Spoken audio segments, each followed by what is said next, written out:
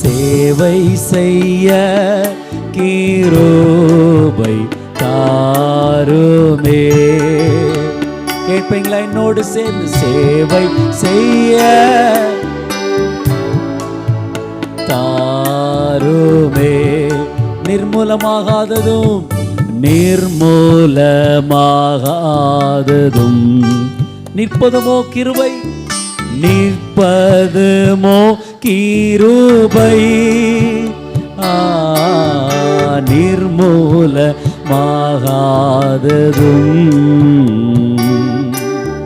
நிற்பதுமோ கிருபை. நீசனின் பாவம் நீங்கினதே, நீசனின் பாவம் நீங்கினதே. நித்திய ஜீவன் பெற்று கொண்டே. நீசனின் பாவம் நீங்கினதே, நித்திய ஜீவன் பெற்று கொண்டே. காத்து கொள்ள கிருபை தாருமே. சொல்லுங்க.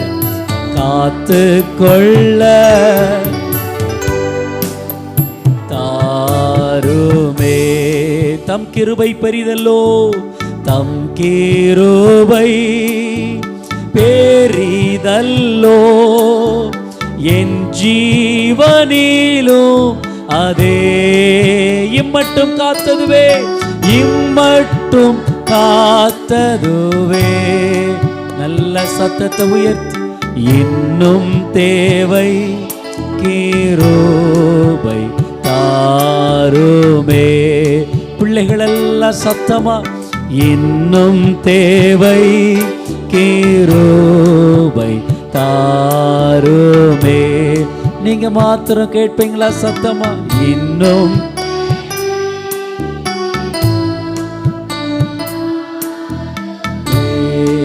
ஒரே ஒரு விசை சேர்ந்து, இன்னும் தேவை கிருபை தாருமே. ஆவியானவரே, உம்முடைய ஆளுகை எங்கள் மத்தியில் இருப்பதற்காய் ஸ்தோத்திரம். எல்லாவற்றை காட்டிலும் உடைய வார்த்தையை நீர் கனப்படுத்தி இருக்கிறேன். அந்த வல்லமையுள்ள வார்த்தைகள் எங்கள் மத்தியில் வெளிப்படும்படியாக ஜெபிக்கிறேன். இருதயங்கள் ஒருமுகப்படட்டும், சிந்தைகள் ஒருமுகப்படட்டும். ஒருவேளை ஆன்லைனில் இந்த வார்த்தையை கேட்கிற பிள்ளைகள் இருந்தாலும், இருக்கிற இடங்களில் இந்த சத்தத்திற்கு நேரே அவர்கள் சிந்தைகளை நீர் திருப்புவீராக. உடைய வல்லமையுள்ள வார்த்தைகள் எங்கள் மத்தியில் வெளிப்படட்டும். வார்த்தையை கேட்டு முடிக்கிற வரைக்கும் எந்த பலவீனங்களோ, எந்த அசதிகளோ, தேவையற்ற அழைப்புகளோ ஒருவருக்கும் வரக்கூடாது. உடைய பிரசன்னத்தில் எங்களை மறைத்துக் கொள்ளும். இயேசுவின் நாமத்தில் பிதாவே. ஹல்லேலூயா, ஹல்லேலூயா. வேகமாய் நான் ஆண்டவருடைய வார்த்தைக்கு நேரே உங்களை கொண்டு போக விரும்புகிறேன். கடந்த நவம்பர் மாதம் 1ஆம் தேதி ஆண்டவர் நமக்கு வாக்கு கொடுத்தார். எல்லா புத்திக்கும் மேலான தேவ சமாதானம் உங்கள் இருதயங்களையும் உங்கள் சிந்தைகளையும் கிறிஸ்து இயேசுவுக்குள்ளாக காத்துக்கொள்ளும். Where is your Bible? Hello, where is your Bible? ఇక్కడ చూడండి. అమ్మాటయా ఓం బైబిల్ అంగ, ஓம் பைபிள் அங்க. அவள்கிட்ட எதுக்கு ஓம் பைபிளை கொடுத்த? அவள் எடுத்துட்டு வந்தா. ஓம் பைபிளை எதுக்கு அவளை எடுக்க விட்ட? நான் ரொம்ப அன்பான ஆள், நான் ரொம்ப கண்டிப்பான ஆள். சட்டை போடாமல் ஸ்கூலுக்கு போவியா? ஜெர்சி போடாமல் கபடிக்கு போவியா? பைபிள் எடுக்காமல் கோயிலுக்கு வந்தாலும் நீ நிர்வாணமாக வந்தேன்னு தான் அர்த்தம். நீ கோவிச்சுக்கிட்டு போனாலும் எனக்கு அது கவலை இல்லை. என் கூட இருக்கிறவர்கள் அவர்கள் பிள்ளைகள் மாதிரியாக இருக்கணுங்கிறதுல நான் ரொம்ப ஜாக்கிரதையாக இருப்பேன். என் ஆவியை மாற்றி விட்டுறாதீங்க, அது உங்களுக்கு நல்லது. ஆமே. நான் கண்டிக்கலாம்ல சிஸ்டர், நீங்கள் செய்யலைன்னா நான் செய்வேன். நேற்றே சொன்னேன், பெரம்பெடுத்து ஆல்டரில் வைங்கன்னு சொன்னேன். சாரி, ஆன்லைன் போயிட்டுருக்கு. ஹல்லேலூயா. பைபிள் எடுக்காமல் கோயிலுக்கு வரதும் சட்டை போடாமல் கோயிலுக்கு வரதும் ஒன்று தான். சகோதரர்களுக்கு சகோதரிகளுக்கு புரிஞ்சுக்கங்க. புரிஞ்சுக்கிட்டால் அடுத்த வாரம் வரும்போது சட்டையை போட்டு பட்டனை மாட்டும் போதே பைபிள் இருக்கான்னு தேடி எடுத்துக்கிறணும். ஹல்லேலூயா. ஏன் எனக்கு பதில் சட்டையை எங்கள் அம்மா போட்டுக்கிடும்னு சொல்லக்கூடாது. அவன் சட்டையை அவன் போடணும். அவா துணியை அவா போடணும். அவங்களுக்குள்ளது அவங்கவுங்க எங்கே கொண்டு வரணும்? ஆலயத்துக்கு கொண்டு வரணும். அல்லேலூயா சொல்லுங்கள். சரி, ஆண்டவரே உமக்கு ஸ்தோத்திரம். ஏசு ரத்தம் ஜெயம். ஹல்லேலூயா. ஸோ இந்த மாதம் ஆண்டவர் நமக்கு கொடுத்த வாக்குத்தத்தம் கிறிஸ்து இயேசுவுக்குள்ளாக காத்துக்கொள்ளும். எதுன்னு கேட்டிங்கன்னா, தேவன் கொடுக்கிற தேவ சமாதானம். இன்னைக்கு உங்களை பார்த்து ஒரு கேள்வி கேட்குறேன். Do you have that divine peace in your mind, in your heart? உங்களை பார்த்து ஒரு கேள்வி கேட்கிறேன். இந்த தேவ சமாதானம் உங்கள் இருதயத்தை ஆட்கொள்ளுகிறதா? இந்த தேவ சமாதானம் உங்கள் சிந்தையில் இருக்கிறதா? பணம் இருக்கு, சமாதானம் இருக்கா? நல்ல சாப்பாடு இருக்கு, சமாதானம் இருக்கா? நல்ல வீடு இருக்கு, சமாதானம் இருக்கா? நல்ல மனைவி பிள்ளைகள் உண்டு, சமாதானம் இருக்கிறதா? இன்றைக்கு உலக ஜனம் சமாதானத்தை தேடி அலைந்து கொண்டிருக்க சர்வ வல்லவர் சொல்லுகிறார், இந்த நவம்பர் மாதம் தேவ சமாதானம் உங்கள் சிந்தைகளையும் உங்கள் இருதயங்களையும் காத்துக்கொள்ளும். எங்கே போனாலும் எங்கே பேசினாலும் இந்த கர்த்தருடைய வார்த்தை, என் நாவிலிருந்து புறப்பட்டு வருகிற வார்த்தை ஜனங்களுக்குள்ளே கிரிகை செய்வதற்கு, ஜனங்களை தொடுவதற்கு ஒரு ரகசியம் உண்டு. என்ன ரகசியம் தெரியுமா? உங்களைப் போல, ஏன் உங்களை காட்டிலும் பாடுள்ள மனிதன் உங்கள் முன்னே நிற்கிற நான். ஆனால் என்னை தேவ சமாதானம் காத்து நடத்துகிறபடியால் தான் உங்களையும் பார்த்து சொல்லுகிறேன், தேவ சமாதானம் உங்கள் சிந்தைகளையும் உங்கள் இருதயங்களையும் காத்துக்கொள்ளும். ஹல்லேலூயா, ஹல்லேலூயா. நான் சொல்லும்போதே சொன்னேன், 1ஆம் தேதி காலையில் இந்த வார்த்தையை உங்களுக்கு பிரசங்கிக்கிறேன். ஆனால் இந்த சமாதானத்தை கெடுப்பதற்கான எல்லா வழிகளையும் பிசாசு செய்வான். ஆனாலும் ஆண்டவர் சொல்லுகிறார், சமாதானத்தை நான் உனக்கு தருவேன். ஹல்லேலூயா. சமாதானத்தை நான் உனக்கு தருவேன். இந்த நாட்கள் சில கடினமான பாதைகளின் ஊடே நான் கடந்து போகிற நாட்கள். ஒரு பக்கம் ஆலயம் வேலை நடந்து கொண்டு இருக்கிறது. போன வாரம் சொல்லும் போதே சொன்னேன், இன்னைக்கு தேதி 10, இன்னும் 4 நாளைக்குள்ள பேங்க் அக்கௌண்ட்டில் 25,000 இருக்க வேண்டும். இதுக்கிடையில் ஒரு காரியம் சொல்லுவேன், என் மனைவியின் சரீரத்தில் இருக்கிற பலவீனம். நான் அவளை பார்த்து சொல்லும்போது சொன்னேன், ரொம்ப சத்தம் போடாத, சத்தத்தை குறைச்சிக்கோ, வேணும்னா மைக் வால்யூம் வச்சுக்கோ, சத்தம் போடாத. கிட்டத்தட்ட 1.5 லட்சம் ரூபாய் எங்களுக்கு அவசியம். 1.5 லட்சம் ரூபாய் தேவை. எப்போ கேட்டோமோ அப்போ இருந்து இவ்வளோ பெரிய காரியத்தை வைத்துக்கொண்டு நீ எப்படி தேவ சமாதானத்தை பற்றி பேசுவ, உனக்கு அந்த சமாதானம் கிடைக்குமான்னு எத்தனை முறை பிசாசு கேட்டிருப்பான் தெரியுமா? ஆனாலும் இன்னைக்கு வரைக்கும் சொல்லுவேன், ஒரு கலக்கமும் இல்லை, ஒரு சமாதான கேடும் இல்லை. தேவன் தம்முடைய சமாதானத்தினால் எங்களை நிரப்பி நடத்தி கொண்டிருக்கிறார். நேற்று மாலை இந்த பாட்டு புக்குக்காக எங்கள் அக்கா வீட்டுக்கு அவருக்கு ஃபோன் பண்ணேன், பாஸ்டருக்கு. அப்போ ஃபோன் பண்ணி பேசும்போது நான் சொன்னேன், உங்களுக்கு தெரியுமே அந்த ராபின்சன் பாஸ்டர், அவர்கிட்ட விசாரித்து சொல்லுங்கள், எனக்கு ஒரு 50 பாட்டு புக்கு தேவை, 2 சபைக்கும் சேர்த்து. அப்போ கேட்டு சொல்லுங்கண்ணே. அவர் கேட்டு சொல்கிறேன்னு சொல்லிவிட்டு அவர் சொன்னார், நான் ஃபோனே பண்ணலைன்னு உங்களுக்கு என் மேலே வருத்தமான்னு. நான் சொன்னேன், இல்லை, ஒரு வருத்தம் இல்லை, நாங்கள் 2 பேரும் பேசிக்கிட்டோம், கூப்பிட்டு விசாரிக்கிறோம். விசாரிக்கிறதுக்கு மேலே விசாரித்தோம்னா ஏதாவது கொடுக்கணும், கொடுத்து எதுவும் உதவி செய்ய முடியாமல் இருந்துக்கிட்டு சும்மா கூப்பிட்டு கேட்குறதுல எதுவும் பிரயோஜனம் இருக்கான்னு சொல்லிட்டு உங்களுக்கு கூப்பிடவே இல்லை. என்ன செய்கிறீங்க, ஏன் டிலே பண்ணுறீங்க, பண தேவைக்காகவா அப்படின்னு கேட்கும்போது நான் சொன்னேன், கவலைப்படாதீங்க, யெகோவா ஈரே எல்லாம் பார்த்து கொள்ளுவார்.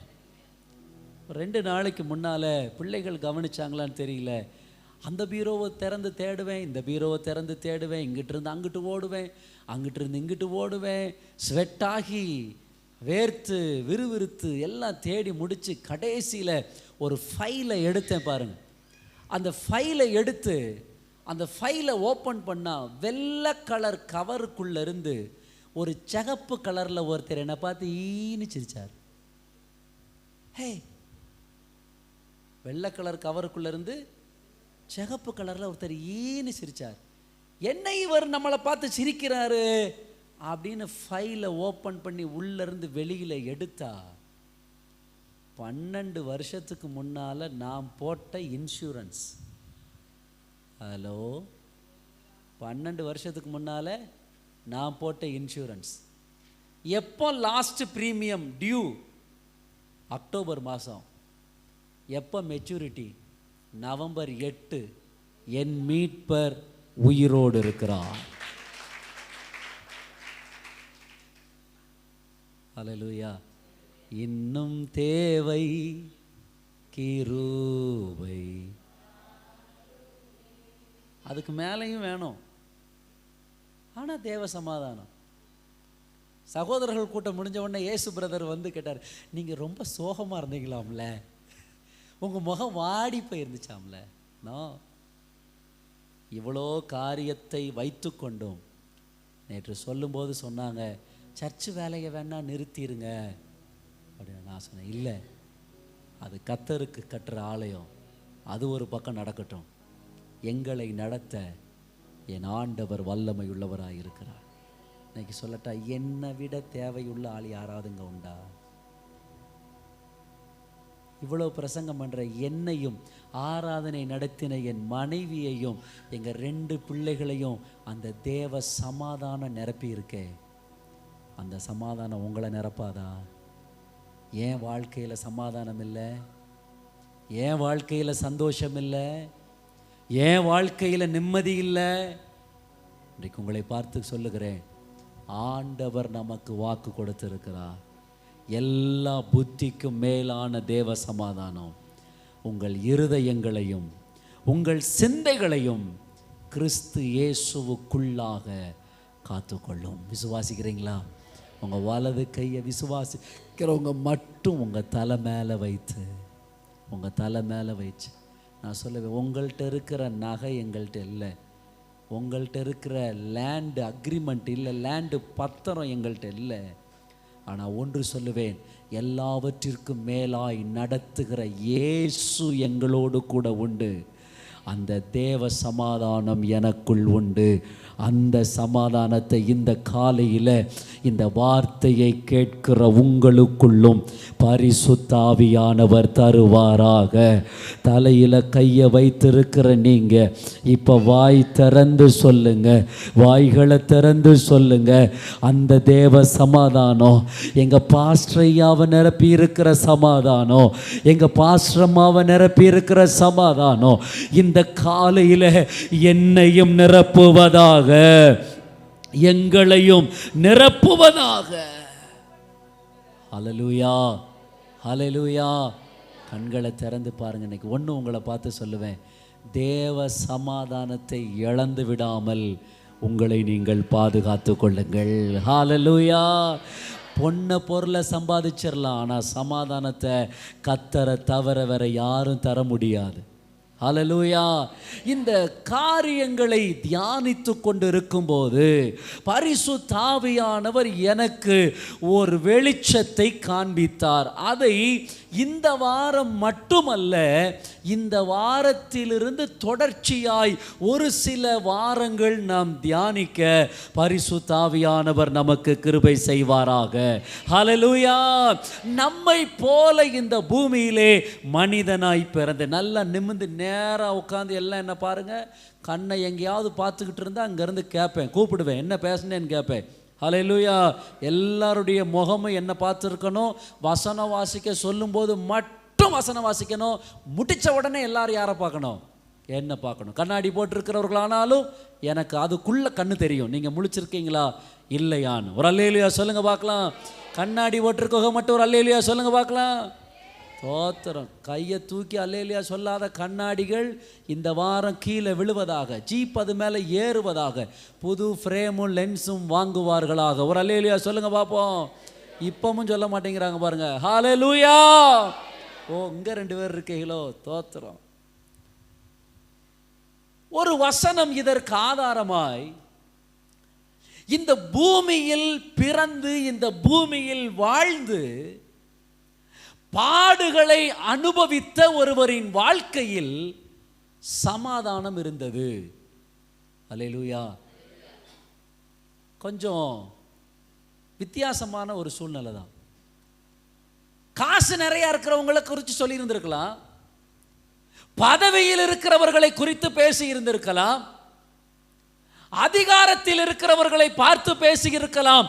ஆனால் இன்றைக்கு உங்களுக்கு நான் அறிமுகப்படுத்தி உங்களோடு பகிர்ந்து கொள்ள போகிற இந்த தேவ வசனம் யாரை குறித்ததென்றால், பாடுகளின் வழியே கடந்து போன ஒருவருக்குள்ளே தேவ சமாதானம் இருந்தது.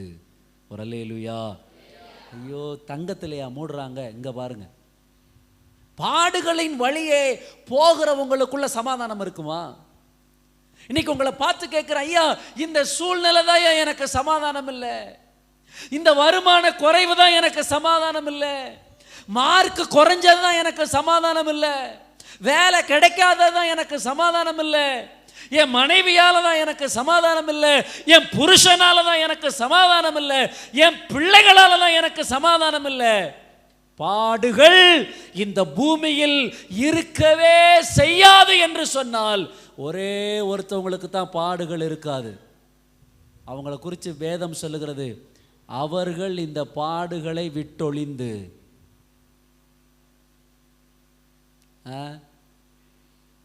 அவர்கள் இந்த உலகத்தின் பாடுகளை விட்டொழிந்து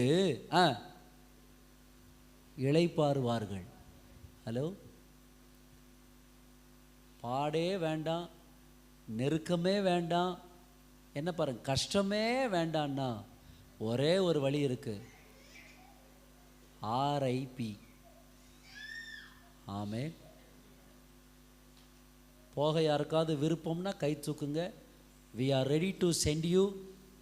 உங்களை வேகமாக அனுப்புறதுக்கு நாங்கள் ஆயத்தமாக இருக்கோம். போயிடலாம், வேலைக்கு போக வேண்டாம், 100 நாள் சூப்பர்வைசர் ஆக வேண்டாம், அப்புறம்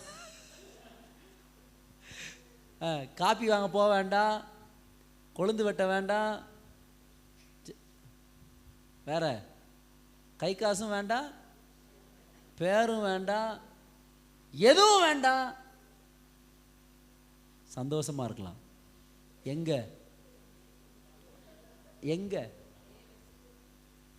இளைப்பாறுதலுக்கு போயிட்டா, போற வரைக்கும் இந்த பூமியில பாடு இருக்கத்தான்.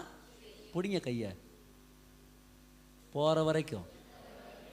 போற வர போட்டும் அப்படிலாம் இல்லை, போற வரைக்கும் குத்து இருக்கத்தான் செய்யும், பாடு இருக்கத்தான் செய்யும், வேதனை இருக்கத்தான் செய்யும். இதுக்கிடையிலையும் ஒரு தேவ சமாதானம் உங்கள் சிந்தைகளையும் உங்கள் இருதயங்களையும் கிறிஸ்து இயேசுவுக்குள்ளாக காத்துக்கொள்ளும். ஹல்லேலூயா, ஹல்லேலூயா. பாடு இருக்கும்போது எப்படியா காத்துக்கொள்ளும்? அதுதான் கர்த்தருடைய வார்த்தை சொல்லுது. ஆமென். குறைவுகள் இருக்கும்போது எப்படிங்க சமாதானம் இருக்கும்? அடி வாங்கும் போது எப்படிங்க சமாதானம் இருக்கும்? தேவையோடு இருக்கும்போது எப்படிங்க சமாதானம் இருக்கும்? ஆண்டவர் சொல்றாரு, அந்த சமாதானத்தை இந்த உலகம் தராது, நான் தருவேன்.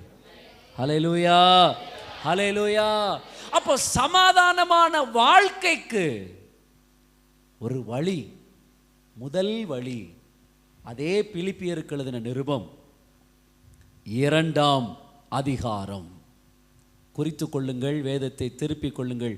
பிலிப்பியன்ஸ் சாப்டர் 2 and verse 5, 5ஆம் வசனம் சொல்லுகிறது, கிறிஸ்து இயேசுவில் இருந்த சிந்தையே உங்களிலும் இருக்க கடவது. ஹல்லேலூயா சொல்லுங்க பார்க்கலாம். தேவ சமாதானம் உன் வாழ்க்கையில் இருக்க வேண்டுமானால், தேவ சமாதானத்தை உன் வாழ்க்கையில் நீ அனுபவிக்க வேண்டுமானால், உன் வாழ்க்கையில் இருக்க வேண்டிய அத்தியாவசியமான நிஜமான தேவையான ஒரு காரியம் கிறிஸ்து இயேசுவில் இருந்த சிந்தையே உங்களிலும் இருக்க கடவுது. நான் ஆரம்பத்திலே சொன்னேன், கண்டினியூஸாக சில வாரங்கள் தியானிக்க போகிறோம். எதை தியானிக்க போகிறோம் தெரியுமா? அப்படி கிறிஸ்து இயேசுவுக்குள்ள என்னென்ன சிந்தை இருந்ததென்று ஒவ்வொரு சிந்தையை ஒவ்வொரு வாரம் தியானிக்க போகிறோம். இப்படியே போட்டுன்னு விரும்புகிறவங்க மட்டும் கை தட்டுங்க. இல்லை பிரசங்கத்தை மாற்றி பின்னால், தங்கச்சி உனக்கு ஒரு கார் வருகிறது, கர்த்தர் தருகிறார். ஓ ஏடிஎம் கார்டுடைய முடிவு 4 நம்பர் 7830, அந்த கார்டுக்கு இன்னைக்கு 12:45 யூனியன் பேங்க்குள்ளே போய் போடு, 1 லட்சம் ரூபாய் இருக்கும். இந்த பிரசங்கம் வேணுமா? இல்லை இப்படி போட்டுமா? இப்படி போனால் பரலோகம் போகும். ஹல்லேலூயா. அப்படி போச்சு சீக்கிரம். ஹல்லேலூயா. புரிந்தவர்களுக்காய் கர்த்தருக்கு ஸ்தோத்திரம், புரியாதவர்களுக்காகவும் கர்த்தருக்கு ஸ்தோத்திரம். சோ கிறிஸ்து இயேசுவில் இருந்த சிந்தையே. நீங்க உங்க வாழ்க்கையில சந்திக்கிற எப்படிப்பட்ட கஷ்டமா இருந்தாலும் சரி, அதை இயேசுவோட கம்பேர் பண்ணி பார்க்கலாம். நீங்க பட்ட கஷ்டத்தை அவர் பட்டிருப்பார். அவமானப்படுத்தப்படும் போது யோசிச்சு பார்க்கணும், இந்த அவமானத்தில் எப்படி எனக்கு சமாதானம் கிடைக்கும்? யாரை பார்த்தா சமாதானம் கிடைக்கும்? Just compare with Jesus. இயேசுவோடு அந்த அவமானத்தை சந்திச்சு நீங்க ஒப்பிட்டு பாருங்களேன். அவர் பட்டதை விட உங்க அவமானம் குறைவாத்தான் இருக்கும். அப்பமே தேவ சமாதானம் உங்க இருதயத்தையும் உங்கள் சிந்தைகளையும் ஆளுகை செய்யும். ஹல்லேலூயா. நெருக்கங்கள், உபத்திரவங்கள், பாடுகளை நீங்கள் கடந்து போகும்போது கிறிஸ்து இயேசுவில் இருந்த சிந்தை உங்களிலும் இருக்கும்போது உங்கள் வாழ்க்கையில் சமாதானம் இருக்கும். ஹல்லேலூயா. இங்கிலீஷ் பைபிளில் எப்படி சொல்லுது? let the same attitude and purpose and mind be in you which was in Christ Jesus. இயேசுவுக்குள் இருந்த அதே நோக்கம், இயேசுவுக்குள் இருந்த அதே சிந்தை, இயேசுவுக்குள் இருந்த அதே பார்வை, இயேசுவுக்குள் இருந்த அதே யோசனை உங்கள் வாழ்க்கையிலும் இருக்குமானால் தேவ சமாதானம் உங்கள் இருதயத்தை, உங்கள் சிந்தைகளை ஆளுகை செய்யும். ஹல்லேலூயா. சொல்லிட்டு சொல்றாங்க, let him be your example in humility. அவருக்குள் இருந்த முதல் சிந்தை, அவருக்குள் தேவ சமாதானம் இருக்க இயேசுவுக்குள் இருந்த முதல் காரியம் என்ன என்று சொன்னால் தாழ்மை. ஒரு அல்லேலூயா சொல்லுங்க பார்க்கலாம். என்னது? என்னது? humble yourself. தாழ்மை. ஐயா தாழ்மைனா என்ன? சேர் போட்டிருந்தாலும் கீழே வந்து உட்கார்றது தாழ்மை. அல்லேலூயா. சேர் போட்டிருந்தாலும், எவ்வளவோ நல்ல நல்ல சாரி, நல்ல நல்ல ஷர்ட்டு பீரோவில் மடித்து அடுக்கி வச்சுருந்தாலும் கோயிலுக்கு வரும்போது கிழிஞ்ச பரிதாபமான ஒன்றை போட்டு வரதான் தாழ்மை. அல்லேலூயா. முன்னாடியெல்லாம் பேரகான்னு ஒரு ஸ்லிப்பர் போடுவோம், ஞாபகம் இருக்கா? அந்த பேரகான் குதிங்கால பார்த்தீங்கன்னா வட்டமாக கிழிஞ்சிருக்கும். அல்லேலூயா, அதுதான்யா தாழ்மை. நான் தாழ்மை உள்ளவன். கோயிலுக்கு அதை தான் போட்டு வரணும். அப்போ தான் என் செருப்பை வேற யாரும் மாற்றி போட்டு போக மாட்டாங்க. ஒரு கைத்தட்டி அல்லேலூயா சொல்லுங்க பாப்போம். தாழ்மை. இயேசு கிழிஞ்ச வஸ்திரம் போட்டிருந்தாரா? தெரியல, போட எழுதல. அதில் அவர் நடத்துகிற இஸ்ரவேல் ஜனத்தையே வஸ்திரத்தை 40 வருஷம் பழமையாக விடல, செருப்பு தேய விடலன்னா. தாழ்மை என்பது உடுத்துகிற வஸ்திரத்தில் அல்ல, தாழ்மை என்பது இருக்க வேண்டியது உன் மனதில். லேலியா சொல்லுங்க, எல்லாம் சொல்லுங்க. எங்க இருக்கணும் தாழ்மை?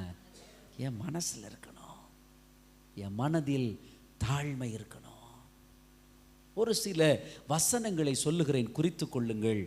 நீதிமொழிகளின் புஸ்தகம், எல்லாரும் எழுதுங்க, யாராவது ஒருத்தர் மட்டும் வசனத்தை வாசிங்க. நீதிமொழிகளின் புத்தகம் 16ஆம் அதிகாரம் 19ஆம் வசனத்தை ஒருவர் வாசிக்கலாமே சீக்கிரமா? ஐயோ, நீதிமொழிகள் 16:19. அகங்காரிகளோட கொள்ளை பொருளை பங்கிடுவதை பார்க்கிலும் சிறுமையானவர்களோட மனத்தாழ்மையாய் இருப்பது நலம். ஞானி சொல்லுகிறார், அகங்காரிகளோட கொள்ளை பொருளை பங்கிடுவதை பார்க்கிலும். மலையாளத்திலையும் கர்வம்,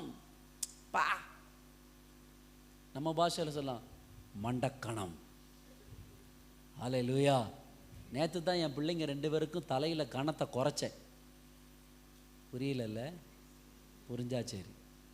அல்லேலூயா. நான் கேட்டேன், என்ன மக்களே உன் தலை உயரமாயிட்டே போகுதுன்னு. அப்போ தெரியலப்பா. அப்பா நான் இல்லை மக்களே, அது உயரத்தை குறைச்சே பற்றும். நேற்று தொட்டி வீட்டுக்கு போயிட்டு அப்படியே தூக்கி காரில் போட்டுக்கிட்டு கடைக்காரன்ட்ட போய், நீ என்ன சேவியோ சாமி தெரியாது, உயரத்தை குறை சாமி. அல்லேலூயா. இந்த மூளையில் இருக்கிற செயல்பாடுகளை, சத்துக்களை இந்த முடி எடுத்துடுறதுனால இவனுங்க முட்டாப்பையெல்லாம் வாழ்கிறான். ஹலோ, எப்படி? மூளையில் இருக்க வேலையெல்லாம் எது எடுத்துருது? முடி எடுத்துடுறதுனால இவன் யாரா மாறிடுறான்? முட்டாப்பையெல்லாம் மாறிடுறான். அப்போ முடிய அளவை குறைச்சிட்டோம்னா மூளை அது வேலையை செய்யும். இவங்கெல்லாம் யாரா மாறிடுவாங்க? உங்கள் பிள்ளைகள் முட்டாள்களாய் வளருவதற்கு ஒரே ரகசியம், கத்திரிக்கோலை தலையில் வைக்காதது தான். கணம் கோற்றார் அவர்களே. அல்லேலூயா. கோவமா நாங்கள்லாம் சின்ன பிள்ளையாக இருக்கும்போது, முடி வெட்டு வாம்பாங்க, போய் வெட்டிட்டு வரணும். வந்ததுக்கப்புறம் அப்பாவோ அம்மாவோ தலைக்குள்ளே இப்படி கையை விடுவாங்க. விட்டு இப்படி பிடிச்சா முடி கையில் சிக்கக்கூடாது. அப்போ தான் முடி வெட்டினவனுக்கு காசு. ஐயா, நான் சொல்ல உண்மை தானே? அப்போ தான் முடி வெட்டினவனுக்கு காசு. இப்போ கையை முடிக்குள்ளே விட்டோம்னா நம்ம கையில் கூட்டையாக பேனு ஈரும் சொத்திரும் போல. அவர்கள் மூளையில் இருக்கிற சத்துக்களை முடியில் இருக்கிற ஒட்டுண்ணிகளும், தமிழில் அப்படி தான் சொல்லுவாங்க, என்னது ஒட்டுண்ணிகளும் திங்கிறதுனால பிள்ளைகளுக்கு என்ன வளர மாட்டேங்குது? பைபிளில் சொல்லுது,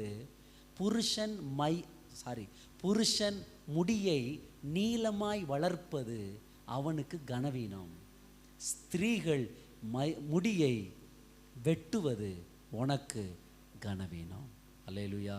நீ வசனம் சொல்லும்போது பார்த்தேன் மக்களே, so lovely hair you have. யாரும் கண்ணு போட விட்டுறாத, ஆண்டவர் நல்ல முடி தந்திருக்கிறார். அல்லேலூயா, அல்லேலூயா. அடுத்த ஞாயிற்றுக்கிழமை முடியை வெட்டாமல் வந்தீங்க கோயிலுக்குள்ளே, நான் இங்கே சவரகன் கத்தியோடு நிற்பேன். ஒரு அல்லேலூயா சொல்லுங்க பார்ப்போம். என்ன கத்தி? பைபிள் அதுக்கு பேர் கொடுத்துருக்கு, சவரகன் கத்தி. தப்பிச்சு கபடிக்கு போயிடலாம்னா, படுக்கையில் நான் உன்னை சந்திப்பேன், கர்த்தர் உன்னை ஆசீர்வதிப்பார். ஒரு அல்லேலூயா சொல்லுங்க பார்ப்போம். அடுத்த ஞாயிற்றுக்கிழமை நிதிஷ்குமார் ஹைட்டை குறைச்சிடணும். என்ன மக்களே, நல்ல பிள்ளையா இல்லையா? யாரை மாதிரி அழகாக இருக்கணும்னு விரும்புகிற? நீ சொல்லேன் சும்மா, யாரை மாதிரி அழகாக இருக்கணும்னு விரும்புகிற? மாமா அசிங்கமாக இருக்கணா? மாமா பிடிக்கலையா? நான் அழகா இல்லையா? என்னை பார்க்க உனக்கு பிடிக்கலையா? எனக்கு மேலே ஒரு கிறுக்கு பைய அழகு உனக்கு வேணுமா மக்களே? என்ன மாதிரி அழகாயிர மாட்டியா? கஷ்டமாக இருந்தா மாமாவே என் சொந்த செலவில் கூட்டிகிட்டு போய் உனக்கு ஃபேஷியல் எல்லாம் பண்ணி அடுத்த ஞாயிற்றுக்கிழமை சக்கரை குட்டி மாதிரி உன்னை கொண்டு வந்து ஆலயத்தில் உட்கார வச்சு கர்த்தரை ஆராதிக்க வைக்க போகிறோம். ஹல்லேலூயா. என்னன்னே தெரியல, அவர் அவங்களையே சொல்கிறாரு அப்படின்னா நான் ரொம்ப உன்னை லவ் பண்ணுறேன், அதனால தான் நான் உன்னை சொல்கிறேன். ஹல்லேலூயா. நான் வசனம் சொல்கிறது, நேசிக்கிற புத்திரனை காட்வின் தகப்பன் சிட்சிக்கிறது போல மண்டமுடிய அடுத்த வாரம் நீ வெட்டி கொண்டு வர கர்த்தர் உன்னைக்கு கிருபை செய்வாராக. பேங்குக்கு வேலைக்கு போகிற நிதினையும் சேர்த்து தான் ஒரு அல்லேலூயா சொல்லுங்க பார்ப்போம். நிக்சன் வீட்டில் போய் சொல்லியிருக்கான், மாமாவுக்கு தெரியும், மாமாவுக்கு தெரியும். மாமா மண்ணெண்ணெயை ஊற்றி தீய பற்ற வச்சு விட்ருவேன், கவனம். அடுத்த ஞாயிற்றுக்கிழமைக்கு முன்னாடி ஒவ்வொருத்தர் முடியையும் பிடிச்சி பார்ப்பேன். என் கையில் சீவதுக்கு தான் உனக்கு முடி இருக்கணும், அதுக்கு மேலே எங்கனையாவது இந்த எங்கன 2 பூந்தொட்டி மாதிரி எப்படி இங்கன 2 பூந்தொட்டி இங்கன 2 புசுவானம் இருந்துச்சுன்னு வச்சுக்கேன், அணுகுண்டு தாண்டி அடுத்த வாரம் உனக்கு. ஹல்லேலூயா. புசுவானம் பூந்தொட்டி எல்லாம் நீங்கள் ரெடி ஆக்கிருங்க. நீங்கள் ரெடி ஆக்கலைன்னா அடுத்த ஞாயிற்றுக்கிழமை இயேசு பிரதருக்கு என்ன சந்தோஷம், யாரை பேசினாலும் ஐயா என்ன பேச முடியாது, தட்டி காட்டுறாரு. லிவினுக்கும் சொல்லுங்க. ஹல்லேலூயா. இனி இந்த வாரம் நான் உங்க எல்லாரையும் பார்ப்பேன். முடிவெட்டு கடைக்கு போகணும். மேலே என்ன இருக்கக்கூடாது. இன்னொன்று சொல்லட்டுமா, நீங்கள் நல்ல அம்மா அப்பாவாக இருந்தீங்கன்னா அப்படி வளர்க்க விட மாட்டீங்க. தலையில் முடி கூட கூட தண்ணி இறங்கிக்கிட்டே இருக்கும், ஜலதோஷம் பிடிக்கும். ஆஸ்பத்திரிக்கு நோட்டாக கொடுக்கறதுக்கு பதில் வெட்டிட்டா சரியாக போயிடும். ஹல்லேலூயா. கஷ்டப்பட்டு வேலை செய்கிற, எதுக்கு காசு அங்கேயும் கொடுத்து ஆஸ்பத்திரிக்கும் கொடுத்து. ஹல்லேலூயா. இப்போ கவனிங்க கவனிங்க எனக்கு அருமையான தேவ பிள்ளைகளே, அகங்காரிகளோட எப்படி, ஐயோ ரூட்டு மாறுது பாருங்க. நான் முடிவெட்ட போயிருந்தேன், ஒரு பையன் எனக்கு முன்னாடி வெட்டிக்கிட்டு இருந்தான்.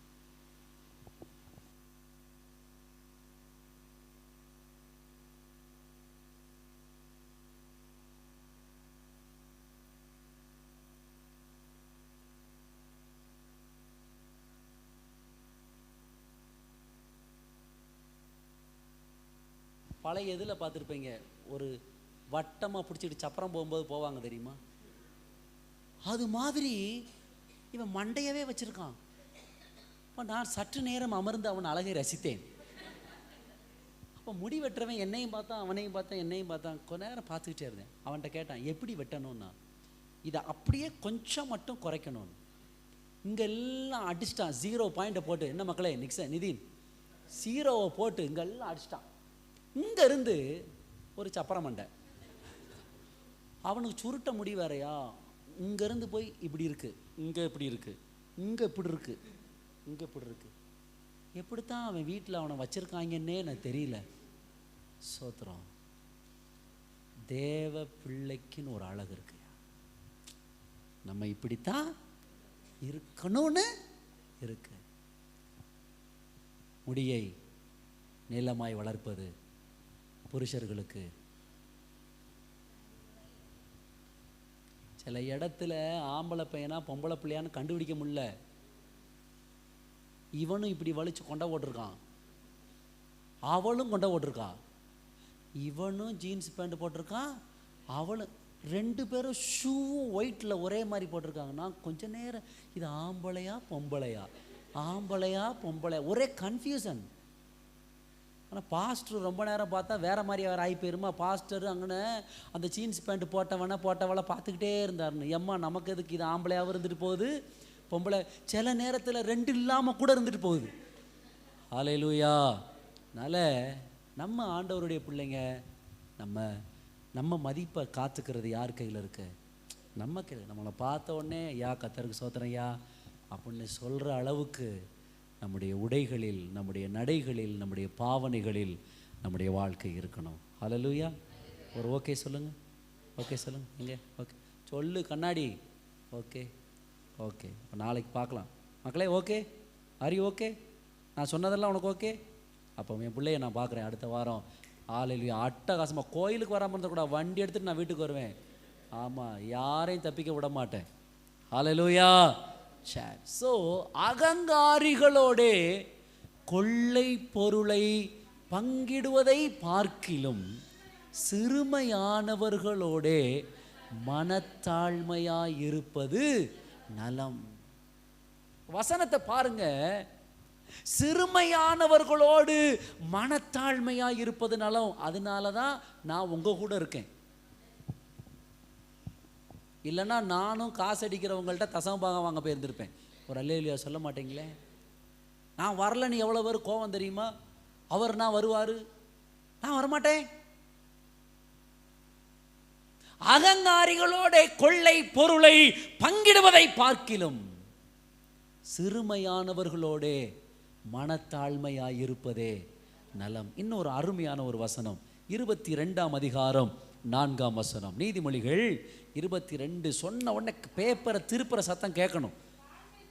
தாழ்மைக்கும் கர்த்தருக்கு பயப்படுதலுக்கும் வரும் பலன் ஐஸ்வர்யமும் மகிமையும். ஐயா, மனத்தாழ்மையா இருந்தா என்ன கிடைக்கும்? ஜெபக்குறிப்புல ஜெபம் பண்ணும்போது ஜெபம் பண்ணீங்க, அழுகிற பிள்ளைதான் பால் குடிக்கும். கேட்டா தான் கிடைக்கும், கேட்கலன்னா நம்மளை கண்டுக்கிட மாட்டாங்க. ஆனா வசனம் சொல்லுகிறது, அகங்காரமா இருந்தா ஏதாவது இந்த பூமியில சம்பாதிச்சிடலாம். இல்ல, நீ மனத்தாழ்மையா இரு. திரும்ப சொல்றேன், தாழ்மைங்கிறது சரீர நடிப்பில் அல்ல, தாழ்மை என்பது உன் மனதில் இருக்க வேண்டும். அல்லேலூயா. நான் ஒரு இடத்துக்கு ஊழியத்துக்கு போயிருந்தேன். எல்லாம் கை தூக்கல் அல்லேலூயா சொல்லுங்க பார்ப்போம். ஆமாம். அப்போது வர்ஷிப்பு கூப்பிட்ருக்காங்க. ஆரம்ப காலம் வெளி ஊழியங்களுக்கு போகிற ஆரம்ப நாட்கள். அப்போது வர்ஷிப்புக்கு நீங்கள் வந்து கண்டிப்பாக நடத்தணும். 3 நாள், வெள்ளி சனி ஞாயிறு, ஞாயிற்றுக்கிழமை ராத்திரி வரைக்கும். சபையை பார்த்தீங்கன்னா சபையில் பாஸ்டர் ஐயாவுக்கு 80 வயசு. யார் வாராங்களோ வரலையோ மைக்கை பிடிச்சி, எந்த காலத்திலும் எந்த நேர். அதுக்கு பிறகு தான் கீபோர்டுக்காரன் ஓடி வருவான், பேடிவர்காரன் ஓடி வருவான், விசுவாசி ஓடி வரும். ஐயா என்ன ஆரம்பிச்சிட்டாரு, அந்த சபையில் என்ன ஆராதனை நடத்த கூப்பிட்டான். அப்போ தங்குறதுக்கு ஒரு வீடு, நம்ம லைன்ஸ் மாதிரியே ஒரு வீடுன்னு வச்சுக்கோங்களேன். போன உடனே ஒரு சின்ன வெராண்டா, அதில் ஒரே ஒரு கட்டில் போட முடியும். அதுக்குள்ளே ஒரு பெட்ரூம், பெரிய வீடு. நம்ம பாஷையில் என்ன வீடு? பெரிய வீடு. அங்கே யாரை தங்க வச்சுருக்காங்கன்னா, பிரசங்கம் பண்ண வர்றவர் அங்கே தங்கியிருக்கார். அப்போ என்ன பார்த்தோன்னு சொன்னாங்க, ஐயா நீங்கள் இங்கே தான் தங்கிக்கிறணும் அப்படின்னாங்க. அப்போ நான் அப்படி சுற்றி முற்றியும் பார்த்தா ஒரு கட்டில் இருந்தது ஒருவர் படுப்பதற்கு. இப்போ நாங்கள் எத்தனை பேர் போயிருக்கோம்? பிரசங்கத்தை குழம்பச்சு விட்றக்கூடாது, 2 பேர் போயிருக்கோம். நாங்கள் எத்தனை பேர் போயிருக்கோம்? நானும் என் கூட ஒரு தம்பியையும் என்ன செஞ்சுருக்கேன், கூட்டிகிட்டு போயிருக்கேன். அப்போ பார்த்த உடனே பேக்கை கீழே வச்சுட்டு தம்பிகிட்ட சொன்னேன், தம்பி நீ கட்டிலில் படுத்துக்கோ, அண்ணன் எங்கே படுத்துக்கிறேன்? கீழே படுத்துக்கிறேன். இது ஏன் தாழ்மை. நல்ல புள்ள என்ன செஞ்சுருக்கணும்? சொல்லுங்கள், நல்ல புள்ள என்ன செஞ்சுருக்கணும்? நான் கீழே படுத்துக்கிறேன், நீங்கள் கட்டிலில் படுத்துக்கோங்காம சரின்னுட்டு மேலே படுத்துக்கிட்டான். நான் 3 நாளும் அங்கே கட்டிங்கன்னா டை கட்டி, சட்டை போட்டு, பேண்ட் போட்டு, பெல்ட் கட்டி, அனல் பறக்கும். முடிஞ்சு வந்து கீழே விரிச்சு படுத்துக்கிறணும். அன்னையோட நிறுத்திட்டேன். இனி எங்கே போனாலும் நீ மேலே படுத்துக்க, நான் கீழே. இல்லை நான் படுத்துக்கிறேன், நீ இடம் இருந்தால் படுத்துக்க, படுக்காட்டி போ. வசனம் சொல்லுது, தாழ்மையா இருந்தா எதுவுமே கிடைக்காதா? தாழ்மையா இருந்தா ஆசீர்வதிக்கப்பட முடியாதா? தாழ்மையா இருந்தா இந்த பூமியில என்னை யாரும் கண்டுக்கிட மாட்டாங்களா அப்படின்னு கேட்டா, வேத வசனம் ஒரு நாளும் பொய் சொல்லாது. இங்கே வசனம் சொல்றது, தாழ்மைக்கும் கர்த்தருக்கு பயப்படும் பயத்திற்கும் வரும் பலன் ஐஸ்வர்யமும் மகிமையும் ஜீவனுமாம். கையை உயர்த்தி சொல்லுங்க, ஐஸ்வர்யமும் மகிமையும் ஜீவனுமா. இதுவரைக்கும் ஓடி ஓடி நடக்காதது, இதுவரைக்கும் பேசி பேசி நடக்காதது, இதுவரைக்கும் சம்பாதிக்கணும்னு நீ விரக்தியில் ஓடி ஒன்றும் அனுபவிக்காத நிலைமையிலே இன்னைக்கு கர்த்தர் சொல்றாரு, நீ எதை குறிச்சும் கவலைப்படாத, நீ என்னை போல மாறு, நீ தாழ்மையின் ரூபமாய் மாறு, உனக்கு ஐஸ்வர்யமும் கனமும் மகிமையும் ஜீவனும் உண்டாகும். எது கொடுக்காதத எது கொடுக்குதுன்னா தாழ்மை அதை கொடுக்கிறது. ஒரு அல்லேலூயா சொல்லுங்க பார்க்கலாம். ஹல்லேலூயா, ஹல்லேலூயா. ஐஸ்வர்யவானா மாறணும்னு எத்தனை பேருக்கு ஆசை இருக்கு? ஐயா கையை நல்லா தூக்கி சொல்லணும். ஐஸ்வர்யவான் அதுக்கு என்ன செய்யணும்? தாழ்மையாக இருந்து ஐஸ்வர்யவான் ஆகிடலாம். ஹல்லேலூயா. எத்தனை பேருக்கு மகிமையா வாழணும் இந்த பூமியில்? மகிமையா மகிமையா யாரும் வாழ்ந்துட்டு போகிறா, எனக்கு என்ன அப்படின்னு கன்னத்தில் கையை வச்சிருக்காங்க. சோத்திரம் அப்பா. ஹல்லேலூயா. மகிமையா வாழணும், மகிமையா வாழணும். பாஸ்டரையா வெள்ளச்சட்டையை பிடிங்கிடுவோம், அப்படி இல்லை. சோத்திரம். தாழ்மையாக இருந்தாலே உங்கள் மேலே என்ன வந்துடும்? மகிமை வந்துடும். அப்புறம் எத்தனை பேர் ஜீவன்? அல்லேலியா வருங்க. ஒரு ஜீவன் தான் இருக்க வரைக்கும் இந்த அல்லேலியா வரும். ஹாலே. அப்புறம் அல்லேலியா சொல்ல அந்த சேரில். ஆமாம், அடுத்த தலைமுறைக்கு அந்த அல்லேலியாவை கற்றுக் கொடுங்க. என்ன பிரியா? அடுத்த இடத்த பிடிச்சிடணும். என்ன இடம்? அல்லேலூயா. அதே ஃப்ளோவில் வரணும். ஹல்லேலூயா. தாழ்மை ஐஸ்வர்யமும் கனமும் மகிமையும் ஜீவனுமாம். ஹல்லேலூயா. 29, 23 குறித்து கொள்ளுங்கள். ஸ்தோத்திரம். வாசிங்க பார்க்கலாம் ஒருத்தர். நீதிமொழிகள் 29, 23. மனுஷனுடைய அகந்தை அவனை தாழ்த்தும், மனத்தாழ்மையுள்ளவனோ. ஹல்லேலூயா. அகந்த என்னது? அகந்த மலையாளத்தில் எப்படி மக்களே இருக்கு? கர்வம். எகைன் மனுஷனுடைய கர்வம். ஓ நான் யார் தெரியுமா? ஓ அந்த ஓ தான் இந்த நிலைமை காரணம். ஒரு அல்லேலூயா சொல்லுங்க. ஹல்லேலூயா. சங்கீத பகுதியில் நல்லா வாசித்தார். ஆஹா ஆஹா அப்படி தான் வாசிக்கணும் அந்த வசனத்தை. ஆ ஆ ஆ ஆ அப்படி வாசிக்கக்கூடாது. ஹல்லேலூயா. இப்படி வாசிக்கணும். அப்படி தானே போட்டிருந்துச்சு. என்னை பார்த்து ஆஹா ஆஹா அப்படிம்பாங்க.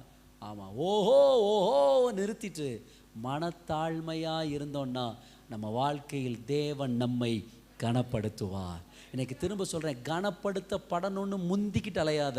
நீ மனத்தாழ்மையாக இரு. நீ வேலை செய்கிற இடத்துல, உன் வீட்டில், உன் குடும்பத்தில் நீ மனத்தாழ்மையாக இருக்கும்போது அந்தந்த ஸ்தலத்திலே கர்த்தர் உங்களை கனப்படுத்துவார். ஹல்லேலூயா, ஹல்லேலூயா. ஒரு வசனத்தை வாசிப்போமா? எல்லாருமே இந்த வசனத்தை எடுப்போம். ஏசாயா தீர்க்க தரிசன புத்தகம் 57ஆம் அதிகாரம். வேகமாய் திருப்புவோம். ஏசாயா தீர்க்க தரிசன புத்தகம் 57ஆம் அதிகாரம் அதன் 15ஆம் வசனத்தை பாருங்கள். ஒரு ரகசியத்தை இன்று நான் உங்களுக்கு கற்றுக் கொடுக்கிறேன். ஒரு ரகசியத்தை இன்று உங்களுக்கு கற்றுக் கொடுக்கிறேன். 57ஆம் அதிகாரம் அதன் 15ஆம் வசனத்தை பாருங்கள். நித்திய வாசியும் பரிசுத்தர் என்கிற நாமமுள்ளவருமாகிய மகத்துவமும் உன்னதமும் ஆனவர் சொல்லுகிறார். யார் சொல்றா? அவர் சொல்லிட்டார் யாருன்னு. அவர் யார்? நித்திய வாசியும் பரிசுத்தம் என்கிற நாமமும் உள்ளவருமாகிய மகத்துவமும் உன்னதமுமானவர் சொல்லுகிறார். அவர் என்ன சொல்றாரு? அடுத்த பகுதியை பாருங்க. உன்னதத்திலும் பரிசுத்த ஸ்தலத்திலும் வாசம் பண்ணுகிற நான் பணிந்தவர்களின் ஆவியை உயிர்ப்பிக்கிறதற்கும் நொறுங்கினவர்களின் இருதயத்தை உயிர்ப்பிக்கிறதற்கும் நொறுங்குண்டு பணிந்த ஆவியுள்ளவர்களிடத்திலும் வாசம் பண்ணுகிறேன். கையை தட்டி கர்த்தரை மகிமைப்படுத்துங்க பார்க்கலாம். பெருமை உள்ளவனிடத்தில் அல்ல, கர்வம் உள்ளவனிடத்தில் அல்ல. பணிந்த ஆவி என்றால், பணிந்தவர்கள் என்றால் தாழ்மை உள்ளவர்கள். ஹல்லேலூயா. யாரு யாரு யாரு? தாழ்மை உள்ளவர்களிடத்தில் நித்திய வாசியும் பரிசுத்தருமானவர், மகிமையும் மகத்துவமும் உள்ளவர், உன்னதத்திலும் பரிசுத்த ஸ்தலத்திலும் வாசம் பண்ணுகிறவர், தாழ்மையுள்ள என் கூட எனக்குள் அவர் வாசம் பண்ணுவார். இதுக்கு மேலே என்னங்க வேணும்? அல்லேலூயா, அல்லேலூயா, அல்லேலூயா, அல்லேலூயா, அல்லேலூயா, அல்லேலூயா. யார் இருக்காங்களோ இல்லையோ, நீ தாழ்மையாக இருந்து பார், கர்த்தர் உன் கூட இருப்பார். கர்த்தர் உன் கூட இருந்தா அவர் செய்கிற காரியம் உன் வாழ்க்கையில் பயங்கரமாக இருக்கும். யார் கூடயும் போய் ஒட்டிக்கிட்டா நம்ம காரியம் நடக்கணும் போகாதீங்க. உங்கள் காரியம் வரும்போது கழட்டி விட்டுருவான். ஹலோ, என் அனுபவத்தை சொல்கிறேங்க, என் அனுபவத்தை சொல்கிறேன். யாரும் நம்ம கூட ஒட்டிக்கிடட்டும்னு சொல்லி ஒட்டிக்கிட்டவங்களை நம்பி உன் காரியத்தை நீ நடத்தாத. கரெக்டு டைமில் செயின் அத்து விட்டுருவான். ஆனால் ஒரு ரகசியம், நீங்கள் தாழ்மை உள்ளவர்களாக இருப்பீர்களானால் உன்னதத்திலும் பரிசுத்த ஸ்தலத்திலும் வாசம் பண்ணுகிற கர்த்தர் உங்களோடு கூட இருப்பார். இன்றைக்கி நம்ம தானே சொல்லிக்கிட்டு இருக்கிறோம், கர்த்தர் என்னோடு இருக்கிறார், கர்த்தர் என் பட்சத்தில் இருக்கிறார், நான் பயப்படேன், மனுஷன் எனக்கு என்ன செய்வான். இன்றைக்கி உங்களை பார்த்து ஒரு சவாலான கேள்வி வைக்கிறேன். நீங்கள் கர்த்தர் உங்கள் கூட இருக்காருன்னு சொல்கிறீங்களே, இன்றைக்கு வரைக்கும் யாராவது உங்களை பார்த்து சொல்லியிருக்காங்களா, உங்கள் கூட கர்த்தர் இருக்கிறார், உங்கள் கூட அவர் இருந்து செய்கிறதை பார்க்கிறோம், உங்கள் கூட ஆண்டவர் வாசம் பண்ணுகிறார், உங்களோட இயேசு இருக்கிறார்னு யாராவது உங்களை குறித்து சாட்சி சொல்லியிருக்காங்களா? அல்லேலூயா. மனத்தாழ்மையாக இருக்கிறவர்களிடத்தில் உன்னதத்திலும் பரிசுத்த ஸ்தலத்திலும் வாசம் பண்ணுகிற கர்த்தர் அவர்களோடு கூட இருப்பார். நான் திரும்ப சொல்லுவேன், இதுக்கு மேலே இந்த பூமியில் வேறு எதுவும் உனக்கு அவசியமே இல்லை. எத்தனை பேர் விரும்புகிறீங்க, கர்த்தர் என் கூட வாசம் பண்ணால் போதியா?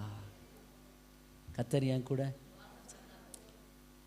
ஜெபத்தோட்டத்துக்கு போன உடனே எல்லாரும் ஓடி போய் பெர்க்மான்ஸ் ஃபாதர் கூட ஃபோட்டோ எடுப்பாங்க, பார்த்துருக்கீங்களா? நம்ம பிள்ளைங்களே ஓடி போய் ஃபோட்டோ எடுத்து ஒரே ஸ்டேட்டஸு. யார் கூட? இன்னைக்கு வரைக்கும் பெர்க்மான்ஸ் ஃபாதர் கூட ஃபோட்டோ எடுத்து என்ன பார்த்தீங்களா? நீங்கள் போய் எடுக்கிறது கூட கஷ்டமாக இருக்கலாம், நான் ஈஸியாக எடுக்கலாம். உண்மை தானே? கொடைக்கானலில் மீட்டிங் முடிச்சுட்டு ஒரு பெரிய தீர்க்கதரிசி, ஆண்டவருக்கு சித்தமானால் வருகிற நாட்களில் அவரை நம் மத்தியிலும் கர்த்தர் கொண்டு வரார். கிட்டத்தட்ட 230 தேசத்துக்கு மேலே உலகமெல்லாம் போய் ஊழியம் செஞ்ச ஒரு தேவ மனுஷன். இந்தியாவின் பெரும்பாலான மாநிலங்களில் ஊழியம் செய்த ஒரு தேவ மனுஷன். ஃபேஸ்புக்லேயோ வாட்ஸ்அப்லேயோ ஃபேஸ்புக்லேயோ ட்விட்டர்லேயோ யூடியூப்லேயோ ஒரு அக்கௌண்ட்டும் கிடையாது. ரகசியமாக தான் எல்லா வேலையும் நடக்கு. கூட்டம் முடிஞ்சு எல்லாரும் போய் முழங்கால் போட்டு அவர் சொல்கிற தீர்க்க தரிசனத்தெல்லாம் கேட்டு எல்லாம் ஜெபம் பண்ணிட்டு வந்தாங்க. நானும் பாஸ்டர் ஜூலியன் சுரேஷும் 2 பேரும் சாப்பிட்றதுக்கு டேபிள் போட்டிருந்தாங்க. அந்த டேபிளில் 2 பேரும் உட்காந்துருந்தோம். நான் இப்படி உட்காந்துருக்கேன், அவர் எனக்கு ஆப்போசிட்டில் உட்காந்துருக்காரு. 2 பேரும் சாப்பிட்டுக்கிட்டு இருந்தோம். எல்லாருக்கும் ஜெபம் பண்ணி முடிச்சுட்டு அந்த தேவ மனுஷன் இறங்கி மெதுவாக வந்து அப்படியே வந்து என் தோளில் கை வச்சார். தோளில் கை வச்சுட்டு சொன்னார், பாஸ்டர் மகன் அப்படின்னார். ஆமா ஐயா அப்படின்னு. சத்தியத்துக்கு சாட்சியாக நிற்கணும்னு நிற்கிறேன். ஆமாயான்னு சொன்னார். சத்தியத்தை விற்கிற காலத்தில் உன்னை தேவன் சத்தியத்துக்கு சாட்சியாக நிலைநிறுத்தி இருக்கிறார். பெருமைக்கு சொல்லலை, தாழ்மை, மனத்தாழ்மை இருந்தால் கர்த்தர் கூட இருப்பாருங்க. வசனம் சொல்லுது, உங்களுக்கு தெரிந்த வசனம், பெருமை உள்ளவர்களுக்கு கர்த்தர் எதிர்த்து நிற்கிறார், தாழ்மை உள்ளவர்களுக்கு கர்த்தர் கிருபை அளிக்கிறார். ஏன் இயேசு கிறிஸ்துவின் வாழ்க்கையில் தேவ சமாதானம் அவர் சிந்தையையும் இருதயத்தையும் நிரப்பி இருந்தது என்று சொன்னால், that very very important truth is his humility, அவருடைய தாழ்மை. இன்னைக்கு நமக்குள்ள தாழ்மை இருக்கா? ஓ நான் புருஷன். அப்புறம் புருஷனுக்கு எத்தனை எழுத்து? பூ. சொல்லுங்க, எழுத்த சொல்லுங்க. பூ, ரு, ஷா, இன். நான் 4 எழுத்து. நான் யாரு?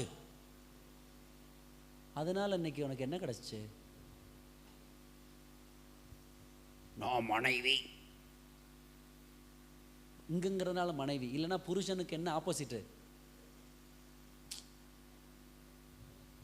என்னமோ ஒன்று. பே இன் ஜாதியே எங்கள்கிட்ட தான் இருக்க. எப்படி ஜாதிய எங்கள்கிட்ட தான், நாங்கள் தான் ஏன் உற்பத்தி ஆக்கி அனுப்புகிறோம் உலகத்துக்கு. நீ புருஷன், we are the nation. இந்த கர்வத்தினால இன்னைக்கு என்ன கிடைச்சிச்சு? ஆனால் வசனம் சொல்லுது தாழ்மை.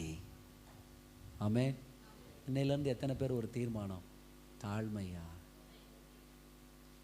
என்னம் பேசிட்டு போட்டீங்க, என்னம் சொல்லிட்டு போட்டீங்க, அதை எதையும் மனசில் வைக்க மாட்டேங்க. நான் இயேசுவை போல தாழ்மையாக இருப்பேன். உன் சமாதான கேட்டுக்கு காரணமே உன் வாழ்க்கையில் தாழ்மை இல்லாதது தான். ஆமென். பரிசுத்த ஆவியானவர் பேசும்போது அந்த வார்த்தையை ஏற்றுக்கொண்டு கீழ்ப்படிங்க, அதன் ஆசீர்வாதத்தை கர்த்தர் உங்களுக்கு தருவார். ஹல்லேலூயா, ஹல்லேலூயா. ஒருவேளை உங்கள் வீட்டுக்காரர் படிப்பறிவு இல்லாதவராக இருக்கலாம். நீங்கள் மெத்த படிச்ச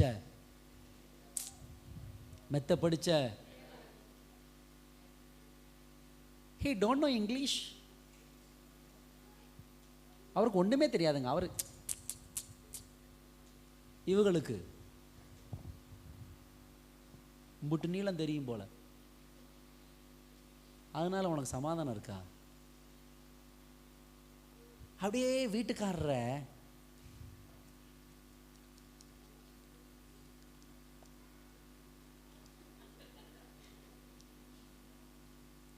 இந்த ஆள் ஆரம்பத்தில் ரொம்ப வீரமாக இருந்திருப்பார் 4 நாள். ஸோ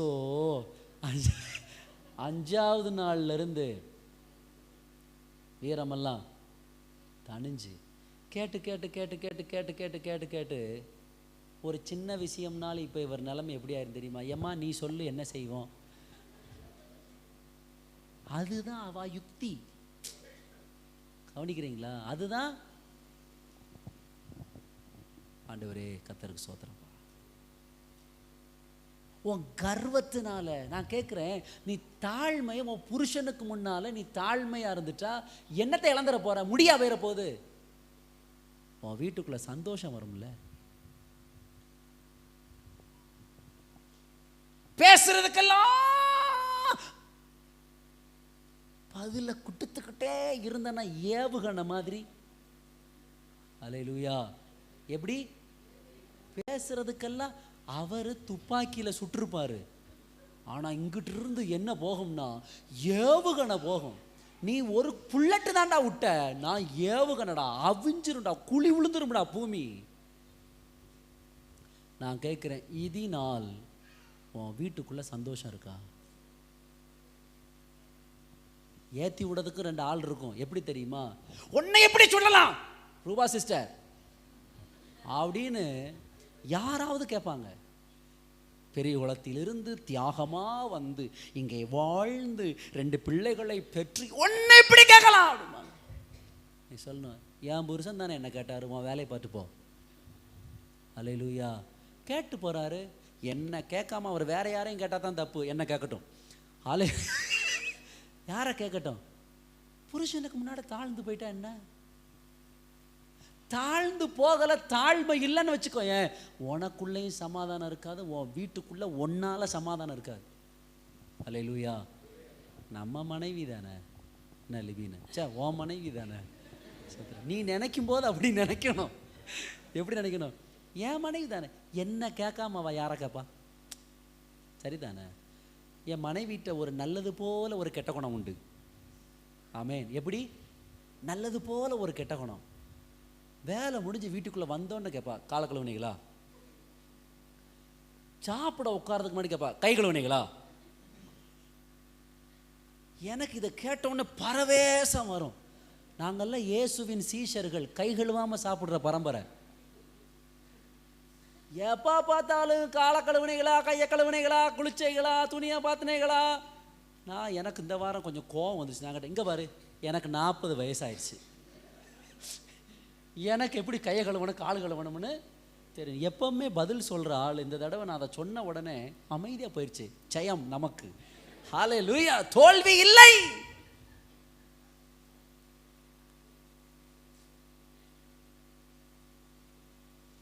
எல்லாம் சொல்லுங்க, என்ன கேட்காம அவர் யாரை கேட்பார்?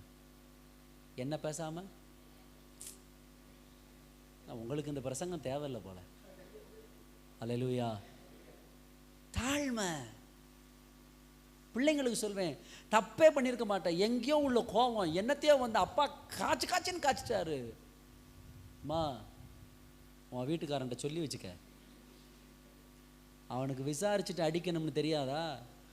நான் திரும்ப அடிக்க எம்பிட்டு நேரம் ஆகும்? எங்கள் அப்பா தானே. எப்படி? எங்கள் அப்பா தானே. என்னை வளர்த்தவருக்கு என்னை அடிக்கிறதுக்கு உரிமை இல்லையா? கவனிங்க, என்னை வளர்த்தவருக்கு என்னை பேச உரிமை இல்லையா? நீங்கள் வேணா ஃபோன் பண்ணி கேளுங்க. என் பிள்ளைகளையும் என் மனைவியும் சாட்சியாக வச்சுட்டு சொல்கிறேன், இன்னைக்கு வரைக்கும் எங்கள் அப்பா பேசின வார்த்தைக்கு மறு வார்த்தை நான் எதிர்த்து இன்னைக்கு வரைக்கும் பேசினதில்லை. ஆனால் எங்கள் அம்மாவை பேசுவேன். இப்போ இல்லை, சின்ன பிள்ளைல, வாங்கம்மா உங்களுக்கு என்னம்மா தெரியும், உங்களுக்கெல்லாம் ஒன்றுமே தெரியாதுமா அம்மா. ஒரு நாள் இப்படி பேசிக்கிட்டே இருந்தேன். அன்பா எங்கள் அப்பா பக்கத்தில் வந்தவர் நொட்டாங்கை வச்சு ஒற்ற அறை கொடுத்தாரு. இன்னைக்கு வரைக்கும் எங்கள் அம்மாவை எடுத்து பேச மாட்டேன். இப்போ எனக்கு கல்யாணமாகி 2 பிள்ளை, என் மூத்த மகன் 9th படிக்கிறான். இப்போவும் எங்கள் அம்மாட்ட இருந்து ஃபோன் வந்துச்சுன்னா ஏதோ நம்மளை கரெக்ஷன் பண்ணுறதுக்கு ஃபோன் வருதுமே. அங்கேயும் பிரசங்கத்தை கேட்டுட்டு இப்போ இதே பிரசங்கம் லைவில் அங்கே வீட்டுக்குள்ளே ஓடிக்கிட்டு இருக்கும். இவன் அங்கே ஆனக்கல்ல என்ன பேசுகிறான்னு கேட்க அங்கேருந்து ஃபோன் வரும். பிரசங்கமெல்லாம் ஆனால் மகனே அந்த ஒரு வார்த்தை,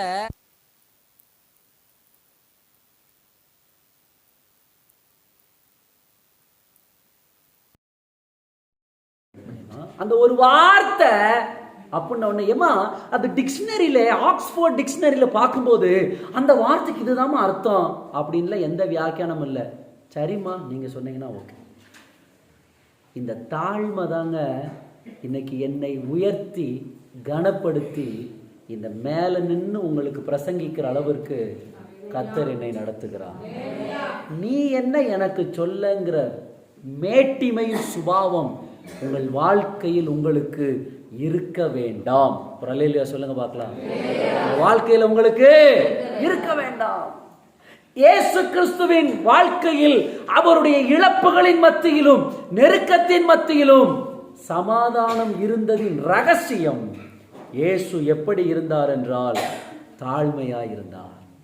அவர் தாழ்மையாய் இருந்ததினால பிதாவாகிய தெய்வம் அவரோடு கூட இருந்தார். அல்லேலூயா. சோ ஒரு 3 காரியங்கள் தாழ்மையின் வெளிப்பாடாய் இயேசுவின் வாழ்க்கையில் என்ன நடந்தது திருப்பிக் கொள்ளுவோம். பிலிப்பியருக்கு எழுதின நிருபம் மறுபடியும் 2ஆம் அதிகாரம்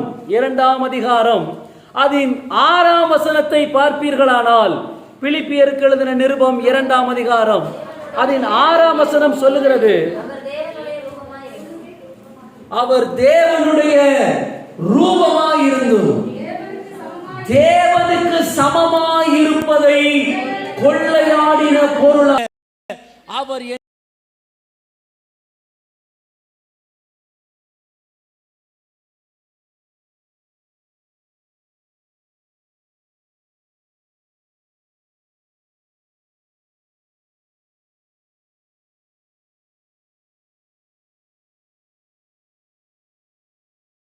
பேசும்போதும் ஜெபிக்கும் போதும் நீங்க சொல்றீங்க பிதா பிதா பிதான்னு சொல்றீங்களே, பிதாவை எனக்கு காண்பியும், பிதாவை எங்களுக்கு காண்பிங்க. இப்ப இயேசு சீஷர்களை பார்த்து சொல்றாரு, என்னை காண்கிறவன் பிதாவை காண்கிறான்.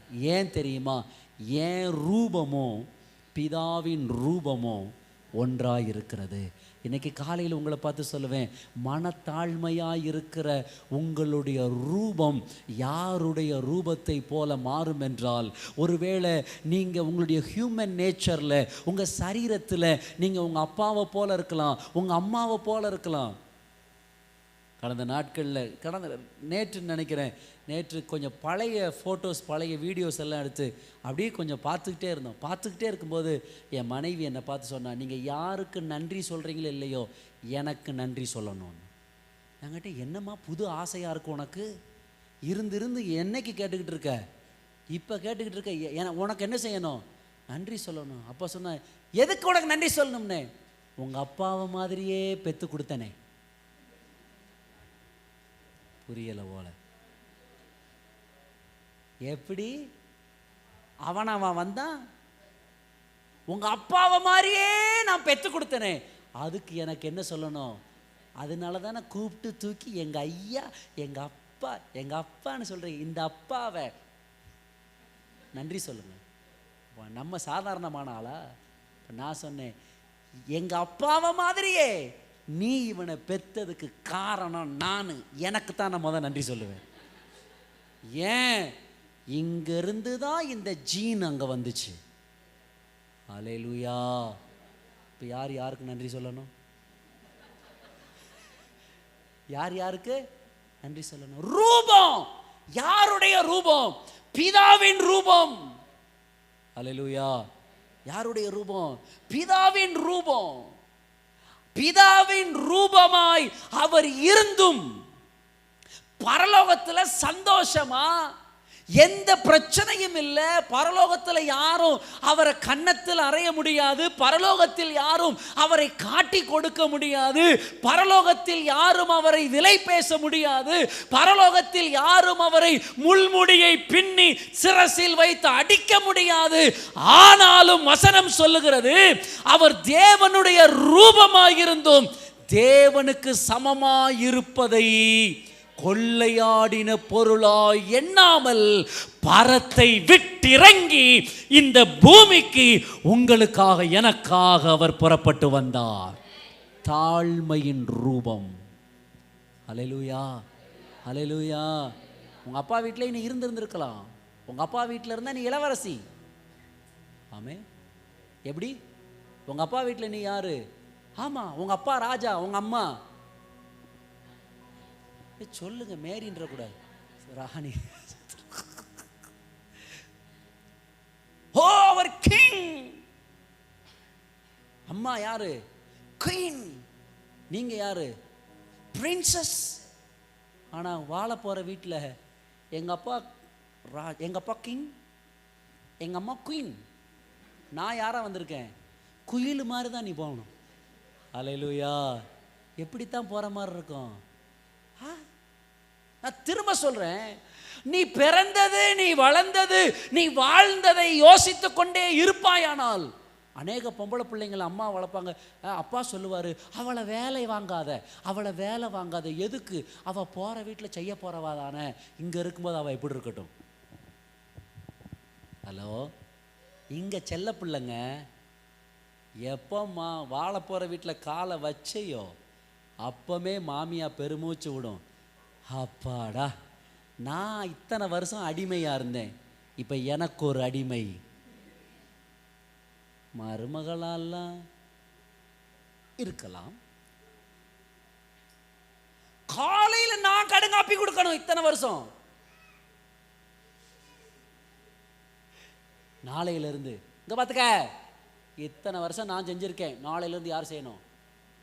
நீ தான் செய்யணும். இத்தனை வருஷம் நான் அதை பார்த்துருக்கேன், நீ தான் நாளையிலிருந்து செய்யணும். நான் திரும்ப சொல்கிறேன், இயேசு பரலோகத்தில் இருந்திருக்கலாம், ஆனால் தேவ ரூபமாக இருந்தோம். அவர் தன்னைத்தானே வெறுமையாக்கி இந்த பூமிக்கு இறங்கி வந்தார். பக்கத்தில் இருக்கவங்க கையை பிடிச்சி சொல்லுங்க, இறங்கு. சேர விட்டா பக்கத்தில் கையை பிடிச்சி சொல்லுங்க, இறங்கு. பாஸ்டர் மகைங்கிறத விட்டு இறங்கு. பாஸ்டர் மனைவிங்கிறத விட்டு, எக்ஸிக்யூட்டிவ் மகாங்கிறத விட்டு. ஹல்லேலூயா. இருபுறம் கருக்குள்ள பட்டயம், எல்லா பக்கமும் சொல்லண்டு அடிக்கும். ஹல்லேலூயா. நான் அடிக்கடி சொல்லுவேன், ஏம்மா உங்கள் அப்பா எக்ஸிக்யூட்டிவ், நீ அங்கே இருக்கிற வரைக்கும் எக்ஸிக்யூட்டிவ் மக, இங்கே வந்தால் ஊழியக்காரன் பொண்டாட்டி. அல்லேலூயா. துதி மகிமை என்றும் இயேசுவுக்கு செலு. அல்லேலூயா. இறங்கு. சொல்லுங்க, ஐய் சொல்லு பக்கத்தில் பார்த்து, ஜெபஸு இறங்கு. நிதின் இறங்கு. அல்லேலூயா. நீ இறங்குறது தான் தாழ்மை. அல்லேலூயா. என்ன பார்த்துருக்கீங்களா? இங்கே நிற்கும்போது வேறு மாதிரி நிற்பேன், கீழே இறங்கினதுக்கு பிறகு நான் வேறு மாதிரி இருப்பேன். இங்கே நிற்கும்போது அதிகாரத்தோடு நின்று பேசுவேன், கீழே இறங்கின உடனே அன்பை மட்டும்தான் நீங்கள் பார்க்க முடியும். அல்லேலூயா. எவன் ஒருவன் எவள் ஒருத்தி தன்னைத்தான் தாழ்த்துகிறாளோ அவர்கள் இயேசுவின் ரூபமாய் மாறுகிறார்கள். அல்லேலூயா. ஒருவேளை அன்னை தெரேசா, கவனிங்க, ஒருவேளை அன்னை தெரேசா தன்னை தாழ்த்தலைன்னா இன்னைக்கு செயின்ட் பட்டம் கிடச்சிருக்குமா? அந்த அம்மாவுக்கு அந்த பட்டம் ஒன்றும் போய் சேராது, அது கொடுத்தாங்கன்னே தெரியாது, அது பரலோகத்தில் இருக்குது. நம்மால் அதை வச்சு வாழ்ந்துட்டு போகிறான். அரசியல் வேண்டாம். அல்லேலூயா சொல்லுங்கள். அல்லேலூயா, அல்லேலூயா. யார் ஒருவர் தான் இருக்கிற தன் ரூபத்தை, தன் வாழ்க்கையை, தன் குடும்பத்தை மறந்து இறங்குகிறார்களோ அந்த தாழ்மை உள்ளவர்கள் மேல கர்த்தருடைய கிருபை அளவில்லாமல் இருக்குங்க. அல்லேலூயா. அந்த தாழ்மை உள்ளவங்க மேல கர்த்தருடைய கிருபை அளவில்லாமல் இருக்கும். வசனம் சொல்றது, இயேசு பிதாவின் ரூபமாயிருந்தும் அவர் தன்னை தானே தாழ்த்தினார். ஹல்லேலூயா, ஹல்லேலூயா. Christ had the same nature as God. He was completely equal to God.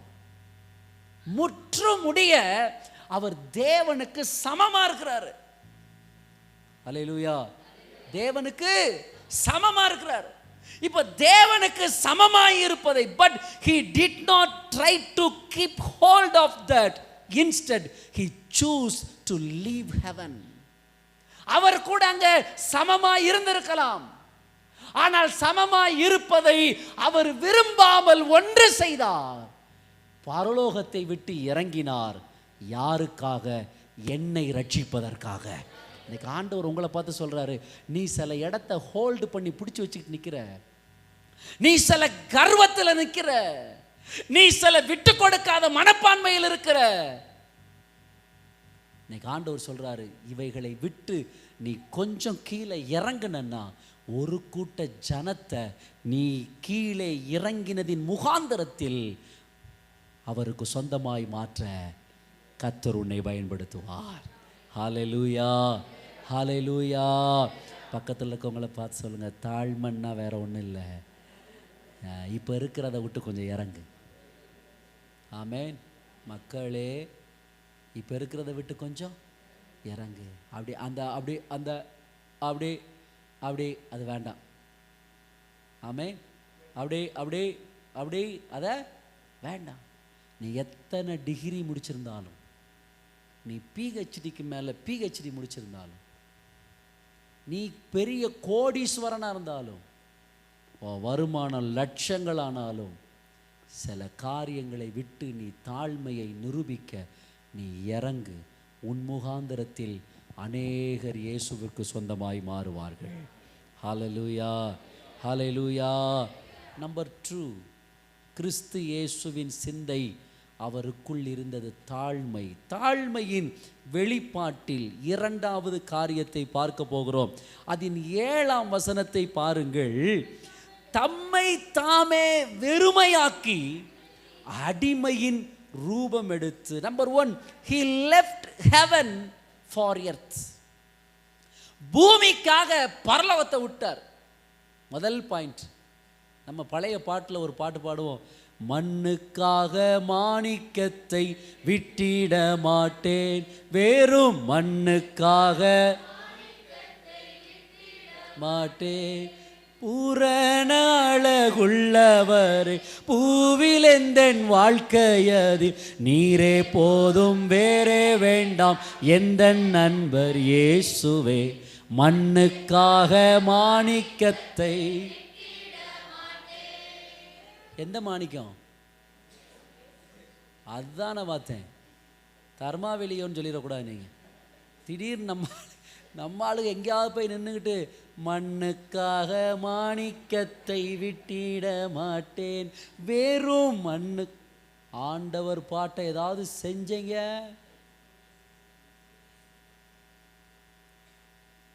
சில ஆளுங்க முன்னாடி காலத்தில் பாட்டு பாடியிருக்காங்க, உம்மை பிரிந்து வாழ முடியாதையா ஏசையா. அந்த பையன் பேர் இயேசு.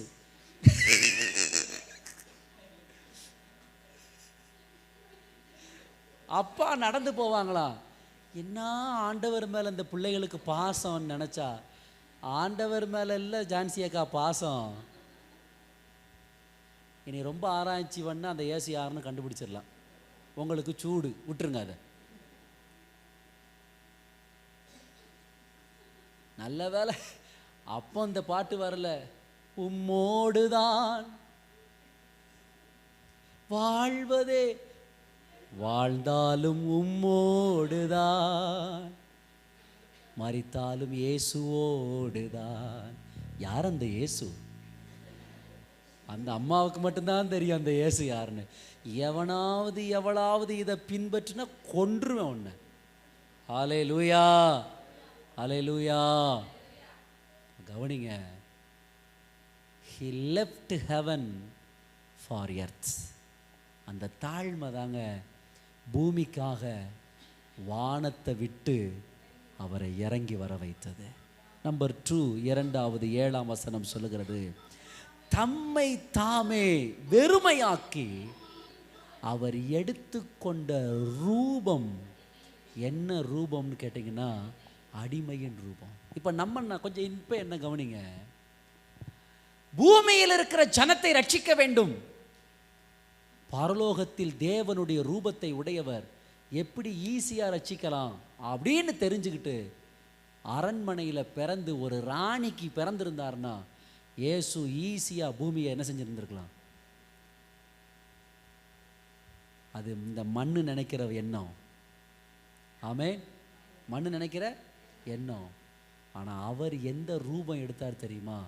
He became a servant. எல்லாம் பக்கத்தில் சொல்லுங்க, சர்வெண்ட். சர்வெண்ட், வேலைக்காரன். என்ன ரூபம்? நான் என்ன உங்க வீட்டில் வேலைக்காரியா?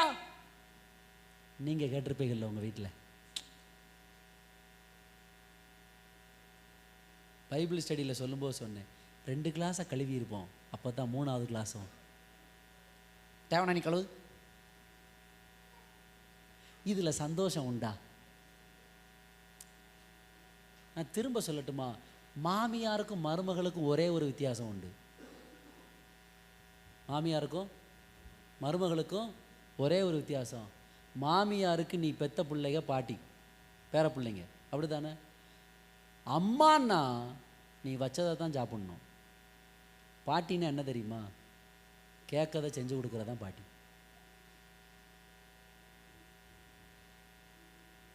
உண்மையா இல்லையா? புரியலையோ? நீங்கள் வச்சதை சாப்பிடணும் அப்படின்னா நீங்கள் அம்மான்னு அர்த்தம். உனக்கு என்ன பிடிக்கும்னு கேட்டு செஞ்சு கொடுக்கறது பாட்டி. இப்போ பிள்ளைகளுக்கு யாரை பிடிக்கும்?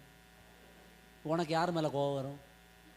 நான் போன பிறகு இந்த கிழவி என் புருஷனை மட்டும் கையில் எடுத்தது இல்லாமல் என் பேர பிள்ளைகளுக்கு என்னத்தையாவது செஞ்சு கொடுத்து, நீ செஞ்சு கொடுக்கல, நீ செஞ்சதை தின்னு நீ ஃபோர்ஸ் பண்ணுற. ஏன் தெரியுமா? நீ ராணி வீட்டிலேருந்து வந்தவா.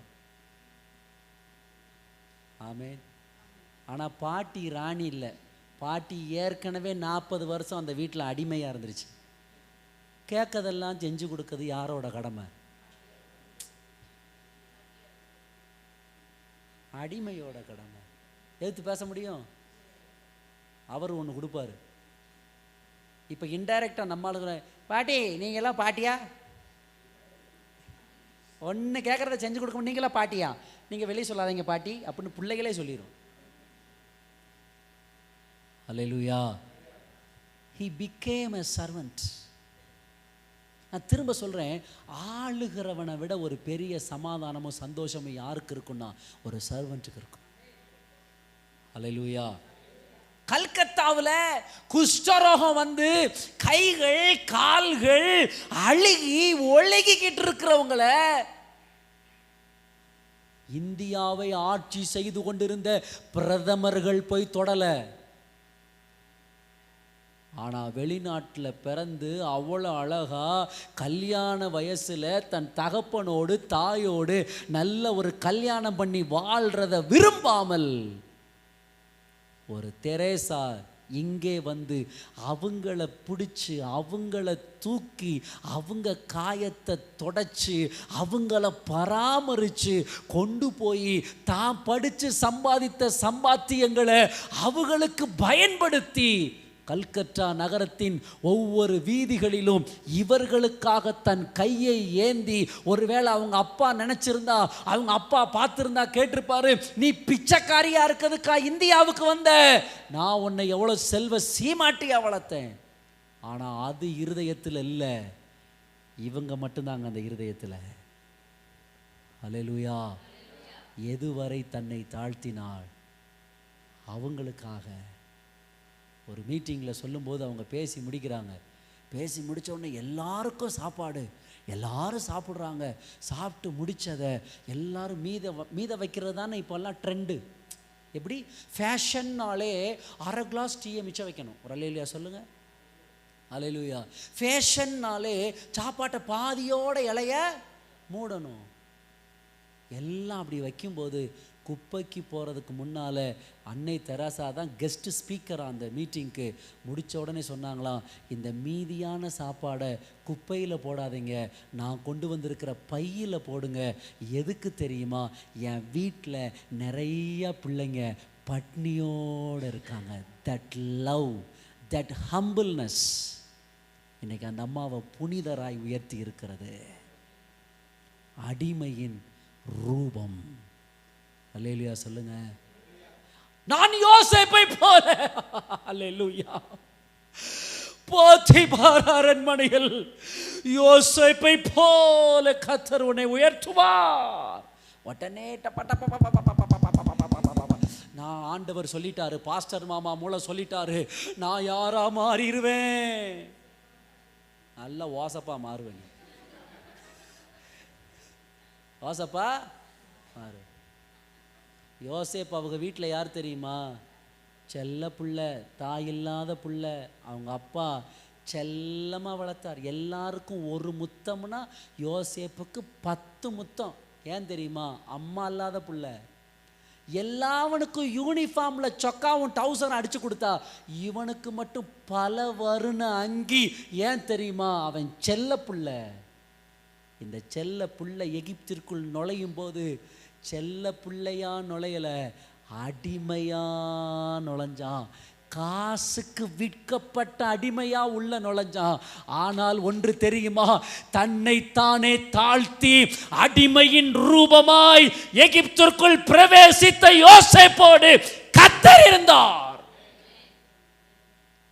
உன் மினுக்கத்தையும் ஆட்டத்தையும் கொஞ்சம் குறை.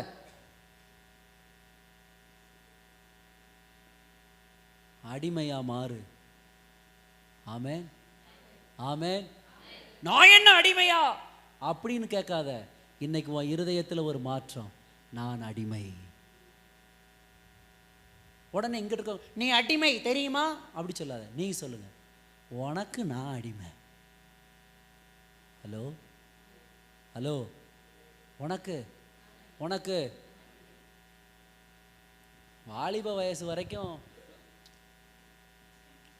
அப்படின்ட்டு ஓடுவான். அப்புறம் பிள்ளைங்க வளர்ந்துடும், கல்யாணம் முடிச்சு கொடுக்கணும். ஒருத்தன் அந்த ஊருக்கு போயிடுவான், ஒருத்தன் இந்த ஊருக்கு போயிடுவான். கடைசியில் யார் 2 பேர் இருப்பா வீட்டில்? கேட்கலையே, கேட்கலையே, கேட்கலையே. நீங்கள் 2 பேரும் தான். யார் 2 பேரும்? நீங்கள் 2 பேரும் தான். காலெல்லாம் வலிக்கு. எப்படி? ஏய், என்ன கால் வலி உனக்கு? கால் வலி, கால் வலிம்ப அப்படின்னு நான் சொல்லுவான். இல்லையே, அன்னைக்கு இருதயத்துக்குள்ள ஒரு பக்குவம் வந்துடும். இவா உயிரோடு இருந்தால் தான் நமக்கு பூவா. என்ன சமுத்திரையா, இவா இருந்தால் தான் நமக்கு பூவா. கால் என்னம்மா காலு, கையையும் சேர்த்து தைலம் தேய்க்கம்மா. நீ எந்திரிச்சாதான் எனக்கு என்ன கிடைக்கும்? கொஞ்சம் யோசிச்சு பாருங்க. இப்படி மாறிடுங்களேன், இப்படி மாறிடுங்களேன். நான் ஒரு நாள் ஸ்கூலுக்கு போனேன். பிரின்ஸிபல் கேட்டாங்க, என்ன உங்கள் ஒய்ஃபு பயங்கரமாக சாரி கட்டி வந்திருக்காங்க அப்படின்னா. நான் அவங்கள்ட்ட சொன்னேன், அயன் பண்ணி கொடுத்தது யார் தெரியுமா அப்படின்னு. யார் பிரதர் அப்படின்னாங்க. நான் தான். எங்கள்கிட்டலாம் சொல்லாதீங்க பிரதர், எங்களுக்கு சங்கடமாக இருக்குது. அவங்க வீட்டுக்காரர் அயன் பண்ணாலும் நான் என்ன செய்ய?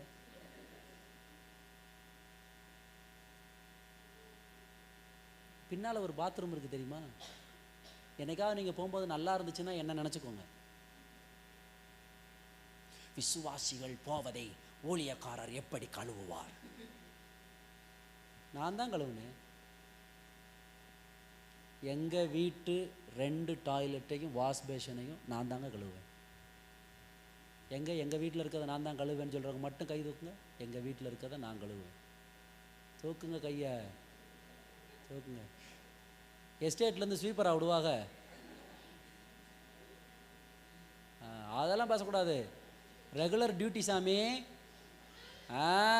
ஆடிக்கொண்டு அமாவாசை கொண்டெல்லாம் கிடையாது. பிள்ளைகளையும் மனைவி வச்சுட்டு நான் தானே கழுவுவேம்மா. சூப்பராக கழுவேன். எங்கே கற்றுக்கிட்டேன் தெரியுமா?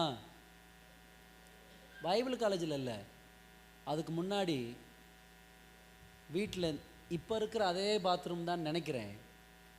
இப்போ வேறு கலரில் வச்சுருக்கோம், அப்போ ஒயிட் கலரில் இருக்கும். No Harpic. நாங்கள் சின்ன பிள்ளையாக இருக்கும்போதெல்லாம் ஹார்பிக்கும் கிடையாது, ஒரு கழுதையும் கிடையாது. எத்தனை பேருக்கு மணிஷ் பல்பொடி தெரியும்? மணிஷ் பல்பொடி பல்லு விளக்குறது என்ன கலரில் இருக்குமா? ஆரோக்கிய மாரி என்னன்னா இப்படி கேட்டீங்க, ரோஸ் கலரில் இருக்கும். அதுக்கப்புறம் தான் கோவால் பல்பொடி வந்துச்சு. அதுக்கு முன்னாடி வந்தது என்னது? மணிஷ் பல்பொடி. ஊழியக்காரங்க யாரும் வாராங்கன்னு தெரிஞ்சிருச்சுன்னா எல்லா வேலையையும் முடிச்சுட்டு ஒரு பாக்கெட் மணிஷ் பல்பொடி 50 வயசான்னு நினைக்கிறேன், அதை வாங்கி அது ஃபுல்லாக போட்டு எங்கள் அம்மா சோறு வைக்கிற கையை வச்சு தான் க்ளோசெட்டை கழுவி விடும். ஏன்னா ஊழியக்காரங்க வரும்போது க்ளோசெட் எப்படி இருக்கக்கூடாது?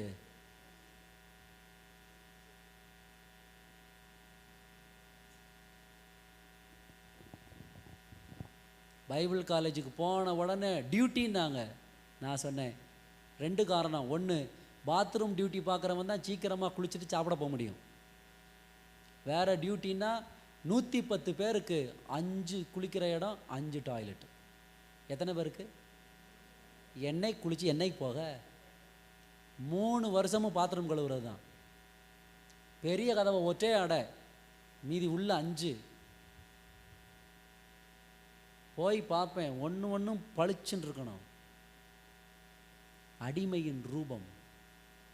எப்படி? நான் பிள்ளைங்களுக்கு சொல்கிறேன், பெரிய அப்படி இருக்காத, யாரா மாறு? அடிமையின் இயேசு இருந்திருக்கலாம். அப்படி நல்ல கால் மேலே கால் போட்டு, hi Peter please come you go and preach சொல்லியிருக்கலாம். சொன்னாரா? He became a servant or he became a slave. அடிமையா மாறிட்டாரு.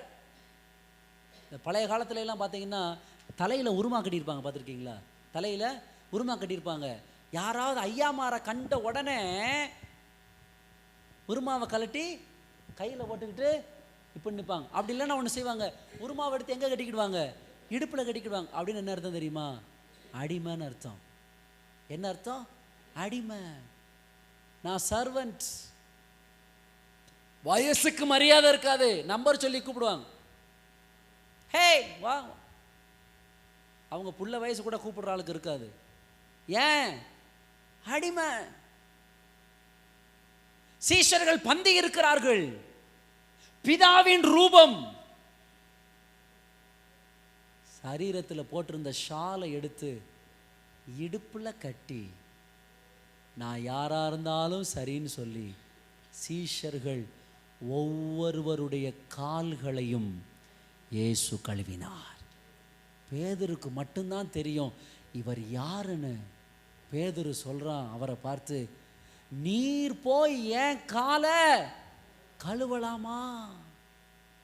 நீர் தேவனுடைய குமாரன், நீர் சர்வ வல்லமையுள்ள தெய்வம், நீர் ஏன் காலை கழுவலாமான்னு சொல்லும்போது இயேசு அவனுக்கு பிரதியுத்தரமா சொல்றாரு, இப்பொழுது இடம் கொடு. காலை கழுவ நீ இடம் கொடுக்கலன்னா என்னிடத்தில் உனக்கு பங்கும் இல்லை பாகமும் இல்லைன்னு சொன்ன உடனே பேதுரு சொல்கிறான், காலம் மட்டும் இல்லை, என் சரீரம் முழுவதையும் கழுவும். தன்னை தாழ்த்தினார். யார் அளவுக்கு தன்னை தாழ்த்தினார் என்றார், ஒரு வேலைக்காரன் அளவுக்கு இயேசு தன்னை தாழ்த்தினார். எல்லாம் கையை உயர்த்துங்க. என் வீட்டுக்கு கையை உயர்த்தி, கையை உயர்த்தி. என் வீட்டுக்கு ஜோயல் கையை உயர்த்தி. என் வீட்டுக்கு நான் தான் வேலைக்காரன், நான் தான் வேலைக்காரி. எங்கள் சபைக்கு நான் தான் வேலைக்காரன், நான் தான் வேலைக்காரி. அவங்க செய்வாங்க இவங்க செய்வாங்கன்னு சொல்ல மாட்டேன், நான் செய்வேன். ஏன் செய்வேன்? கையை தூக்கியா, சொல்ல சொல்ல சொல்லு. ஏன் செய்வேன்னா, இயேசுவே அடிமையின் ரூபம் எடுத்தார், நான் எம்மாத்திரம். இப்போ ஜெப குறிப்புக்கு வந்துருச்சா? கேட்கலை புரியலை நினைக்கிறேன். அதுக்கு தானே ஜெபம் பண்ணீங்க. ஊழியத்துக்கு உறுதுணையாக இருக்கணும். ஜென்ரேட்டரை தூக்கி இப்போ புரிஞ்சிருச்சா? ஆவியானவர் ஒருவரே. என்ன அங்கே டைரெக்டாக வரும், இங்கே கொஞ்சம் சுற்றி வரும். டைரெக்டாக வெட்டினா காயத்தில் ரத்தம் வரும், சுற்றி வந்தால் உள்ளே வரதே தெரியாது, ஏறிடும். ஆனால் மருந்து ரெண்டுக்கும் ஒன்று தான். அல்லே சொல், மருந்து ரெண்டுக்கும் ஒன்று தான். அடிமையின் ரூபம். இன்னைக்கு சொல்லுங்கள், என் வீட்டில் நான் எல்லாம் செய்வேன். பிள்ளைங்களுக்கு சொல்கிறேன், கீழே உட்காந்துருக்க பிள்ளைங்க, மேலே உட்காந்துருக்க பிள்ளைங்க, அம்மா செய்வாங்க, இல்லை இல்லை நான் செய்வேன். அப்பா செய்வாங்க, இல்லை இல்லை யார் செய்வா? நான் செய்வேன். நீ மாறு, நீ மாறு. உன் ப்ரெஸ்டீஜ்னு சொல்லாத, நீ அடிமையின் சாயலாய் மாறு. ஹல்லேலூயா, ஹல்லேலூயா. ஏசாயா தீர்க்க தரிசன புத்தகம் 53ஆம் அதிகாரம். வேகமாய் வேகமாய் வேகமாக வேகமாக திருப்புங்க. ஏசாயா தீர்க்க தரிசன புத்தகம். இன்னும் ஒரே ஒரு பாயிண்ட் தான். 53ஆம் அதிகாரம்.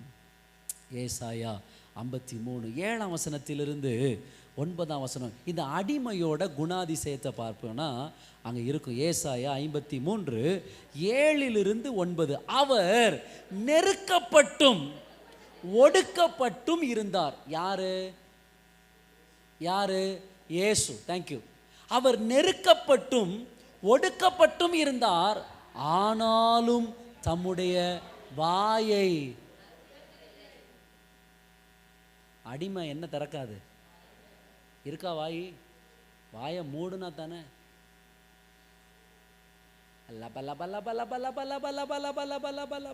அடிக்கடி எங்கள் அப்பா சொல்ல, ஓலப்பாயில் புரிஞ்சா சரி, ஒரே பேச்சு. நான் அடிமை அப்படிங்கிற எண்ணம் வந்துட்டாலே வாய் என்ன செய்யாது? யார் வாயை திறக்கலை? இயேசுவே வாய் திறக்கலை. நம்ம திறக்கலாமா? நம்ம திறக்கலாமா? பக்கத்தில் பார்த்து கேளுங்க. இயேசுவே, ஏக்கா இயேசுவே வாய் திறக்கலை. அப்போ நம்ம வாயை திறக்கவங்க அடிமை இல்லைன்னு அர்த்தம். நீ ரொம்ப வாய் திறக்கிறனா நீ யார் இல்லை. அதுதான் இன்னைக்கு உன் வாழ்க்கையின் பெரிய பிரச்சனையாகவே இருக்கு. அல்லேலூயா, அல்லேலூயா. வசனத்தை பாருங்க. அவர் நெருக்கப்பட்டும் ஒடுக்கப்பட்டும் இருந்தார், ஆனாலும் தம்முடைய வாயை அவர். அடுத்த பகுதி. அடிக்கப்படும்படி கொண்டு போகப்படுகிற ஒரு ஆட்டுக்குட்டியை போலவும், தன்னை மயிர் கத்திரிக்கிறவனுக்கு முன்பாக சத்தமிடாதிருக்கிற ஆட்டை போலவும் அவர் தமது வாயை. இயேசுவே வாயை திறக்கலைங்க. நீங்க இயேசுவோட பெரிய ஆளா? என்னம்மா சொல்லுமா பதில்? இயேசுவோட பெரிய ஆள்னா தர. இயேசுவே வாய. பிலாத்து கூட்டு கேட்குற, நீ சொல்லு, உன்னை விடுவிக்கிறதுக்கு எனக்கு என்ன இருக்கு? அதிகாரம் இருக்கு. ஒண்ணுமே பேசல. வசனம் சொல்லுது, அவர் பேசாமல் மௌனமா இருந்தார், அமைதியா இருந்தார். தேவ சமாதானம் ஏன் இயேசுவுக்குள்ள இருந்துச்சுன்னு தெரியுமா? பரலோகத்தை விட்டு நான் ஏன் இறங்கி வந்தேன் தெரியுமா?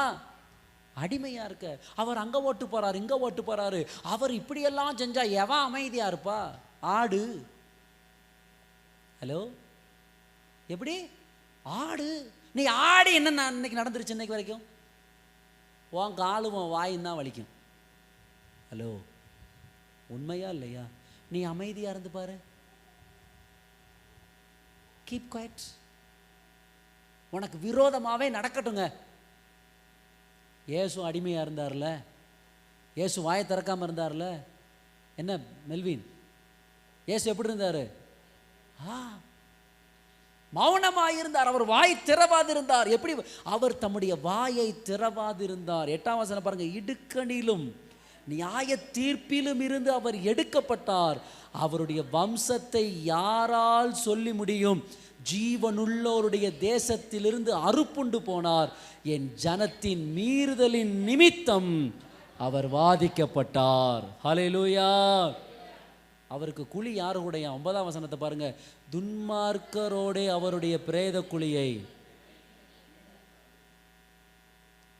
ஆமே, குழி எடுக்கிறது வரைக்கும் அவர் அமைதியாக தான் இருந்தார். அடிச்சாங்க, அவர் பேசலை. அவரை பேசினாங்க, அவர் மாறுத்தரம் சொல்லலை. அவர் இருதயத்துக்குள்ள ஒன்னே ஒன்று இருந்துச்சு, நான் அடிமை. அடிமை இப்படி தான் ஏன் இருப்பேன். அல்லேலூயா. அக்ரிமெண்ட்டில் சைன் வாங்குறாங்கல்ல, கம்பெனியில் அப்பாயின்மெண்ட் கொடுக்கறதுக்கு முன்னாடியே. ஆமேன். போடு, வாஸ்து பார்த்துட்டு போடு. வேலை கிடைக்கிற அவசரத்தில் சந்தோஷத்தில் ஒன்னையும் வாசிக்கிற கிடையாது. டகா டகா டகா டகா டகா. அதுக்கப்புறம் ஒன்று ஒன்றா குத்தும்போது தான் தெரியும். ஓன அப்படி செய்வேன். ஏய், ஏற்கனவே என்ன போட்டிருக்கு? ஒன்று தெரிஞ்சுக்கோங்க, நான் அடிமை, என் நிலைமை இப்படி தான், நான் இப்படி தான் வாழணும் அப்படின்னு நம்ம நினைப்போம்னா தேவ சமாதானம் நம்முடைய இருதயத்தில் இருக்கும். ஹல்லேலூயா. நானே காப்பி போடணும், நானே சோறு வைக்கணும், நானே கறி வைக்கணும், நமக்கு யாராவது வச்சு தருவாங்களா? இது யார் வேலை சிஸ்டர்? இது யார் வேலை? இப்படி பேசிக்கிட்டே இருக்கிறதுனால சமாதானம் வருமா? காலையில் எந்திரிச்ச உடனே தோணும், இது என் வேலை, இதுக்கு தான் ஆண்டவர் என்ன இந்த வீட்டில் வச்சுருக்காரு, இதை யார் செய்யணும்? நான் தான் செய்யணும். ஏற்றுக்கோங்க. கட கட கட கடன்னு வேலை நடக்கும். யாராவது வருவார்களா அப்படின்னா தேவ தூதரா வருவாங்க பாத்திரம் வளர்க்க. ஆமேன். அப்போ இன்னைக்கு ஒரு மனநிலைமை, இயேசு தன்னைத்தானே தாழ்த்தி அடிமையின் ரூபமானார். அல்லேலூயா. எதை திறக்கலை. இன்னைக்கு பிரசங்கத்தை கேட்டுட்டு ஒரே ஒரு மனம் திரும்புதல். என்னானாலும் சரி, என் வாய ஆண்டவரே, அநேகர் எங்களால் நடக்காததை நீங்கள் ஏயா பேசுகிறீங்க? எங்களால் எப்படி வாயை மூட முடியும்? சகோதரிகளே, கர்த்தர் உங்களை ஆசீர்வதிப்பார். ஆமேன். என்ன செய்யுங்க? உங்களுடைய அழகான அந்த லிப்ஸ்டிக் எல்லாம் போட்ட அந்த வாயை தோத்துற. வெளியே தாங்க லிப்ஸ்டிக்கு, வாயை திறந்தா தமிழ்நாட்டு சாக்கடை தோற்று போயிடும் போல. அதை சொல்லலை, பேசுறத சொல்கிறேன். எதை இல்லை, கை தூக்கி சொல்லுங்கள், நான் அடிமை. என்ன அங்கே யார்கிட்ட கேட்க? நான் அடிமை சொல்லுங்கள். நான் அப்போ வீட்டில் யார் இன்னையிலேருந்து வேலை செய்ய போகிறான்? யார் வேலை செய்ய போகிறா? சத்தம் வர மாட்டேங்குது. நிறைய பேர் இப்போ அதுக்கு மட்டும் துவைக்கிறேன். ஆண்டவரே சோதரப்பா, கையை தூக்கிட்டு சும்மாவே என்ன தான் தக்காளி விதைக்க சொல்லுவா. ஹல்லேலூயா. நிறையா சோஸ்திரம் எந்திரிச்சு போயிட்டாங்க. கர்த்தர் நல்லவர். ஹல்லேலூயா. சும்மாவே என்னத்தான் நீங்கள் வதக்குனா தான் உங்கள் அம்மா வச்ச டேஸ்ட்டாக இருக்கான். ஆடா பாவிகா. இல்லை சொல்லுங்கள், இது என் வேலை, நான் செய்வேன். இந்த பக்கம் நீங்கள் சொல்லுங்கள், கை தூக்கு, அது என் வேலை, நான் செய்வேன். பிள்ளைங்கள்லாம் கை தூக்குங்க, என் வேலை, நான் செய்வேன். உன் ஷூவை யார் கழுவணும்? கழுவி வச்சுருங்கமே. അങ്ങനെ പറയാൻ പാടില്ല കേട്ടോ.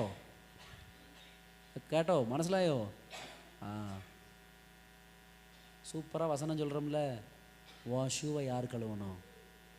யார் கழுவணும்? யார் கழுவணும்? மலையாளத்தில் சோதிக்கணும். யார் கழுவணும்? நான் தான் கழுவணும். ஹலோ ஜூனியர் மெர்சி, என் வேலை நான் தான் செய்யணும். ஆமே. ஏன் தெரியுமா? அடிமையின் ரூபம். ஹல்லேலூயா. ஒரு வீட்டுக்குள்ளே வாழ போகும்போது எல்லாம் என்ன கவனிங்க. ஒரு வீட்டுக்குள்ளே மக்களே எல்லாம் நல்லா கவனிச்சுக்க. ஒரு வீட்டுக்குள்ளே வாழ போகும்போது யாரா போகணும்? யாரா போகணும்? யாரா போகணும்? உங்கள் அப்பா 50 பவுன் நகை போட்டு இங்கே வரைக்கும் தொங்கலாம். எப்படி? இங்கே வரைக்கும் தொங்கலாம்.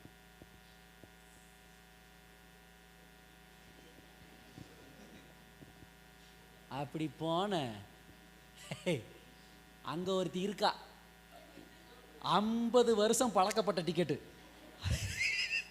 எத்தனை வருஷம்? முத நாள் ஒரே முத்தம். ஐயோ மருமகா. ரெண்டாவது நாளே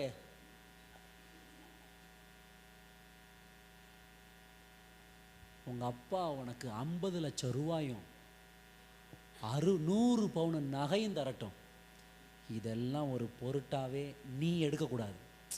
ஆமேன்னு சொல்லுங்க பிள்ளைங்க, சொல்லுங்க. யார் எடுக்கக்கூடாது? நீ எடுக்கக்கூடாது. நீ ஒரு தீர்மானம். ஆண்டவர் என்னை அந்த வீட்டுக்கு கொண்டு போகிறார். நான் அதிகாரம் செலுத்துவதற்கல்ல, நான் அடிமையாய் உள்ளே போகிறேன். ஆனால் ஒன்று சொல்லட்டுமா? இப்படி நினச்சி நீ உள்ளே போ. அடிமையாக பொண்ண ஒன்றை தேவன் அந்த வீட்டின் அதிகாரியாக உயர்த்துவான். அதிகாரமாக போன பீஸை பிடுங்கி உன்னை சாணி வலிக்க விட்டுருவாங்க. அல்லேலூயா. எடுத்தெடுப்பில் நீ கீழே போ, கர்த்தர் உன்னை அந்த வீட்டுக்குள்ளே உயர்த்தி.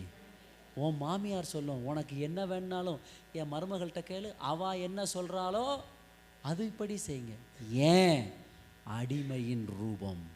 இன்னைக்கு யாராவது எனக்கு உதவி செய்வாங்களா? இல்லை, நான் உதவி செய்வேன். யாராவது சேர் எடுத்து போட்டு போவாங்களா? இல்லை, நான் எடுத்து போட்டு போவேன். யாராவது கூட்டுவாங்களா? இல்லை, நான் கூட்டுவேன். அன்னைக்கு வீடியோ எடுக்க வர போகிறாங்கன்ட்டாங்க. சர்ச்சை பார்த்தா அன்னைக்கு தான் உங்களுடைய லீலைகள் எல்லாம் நான் சபையில் பார்த்தேன். இவ்வளோ முடி இருக்கும், பிரசங்க முடிய லேட்டான உடனே பிச்சு பிச்சு போடுவீங்க போல. அல்லேலூயா. விசுவாசிகளே, சகோதரிகளே, இவ்வளோ முடி. அப்புறம் இந்த உங்கள் ட்ரெஸ்ஸில் வச்சுருப்பீங்களே கோல்டன் கலரில், அதான் கொஞ்சம் இவ்வளோ கடந்திருக்கும் போல்.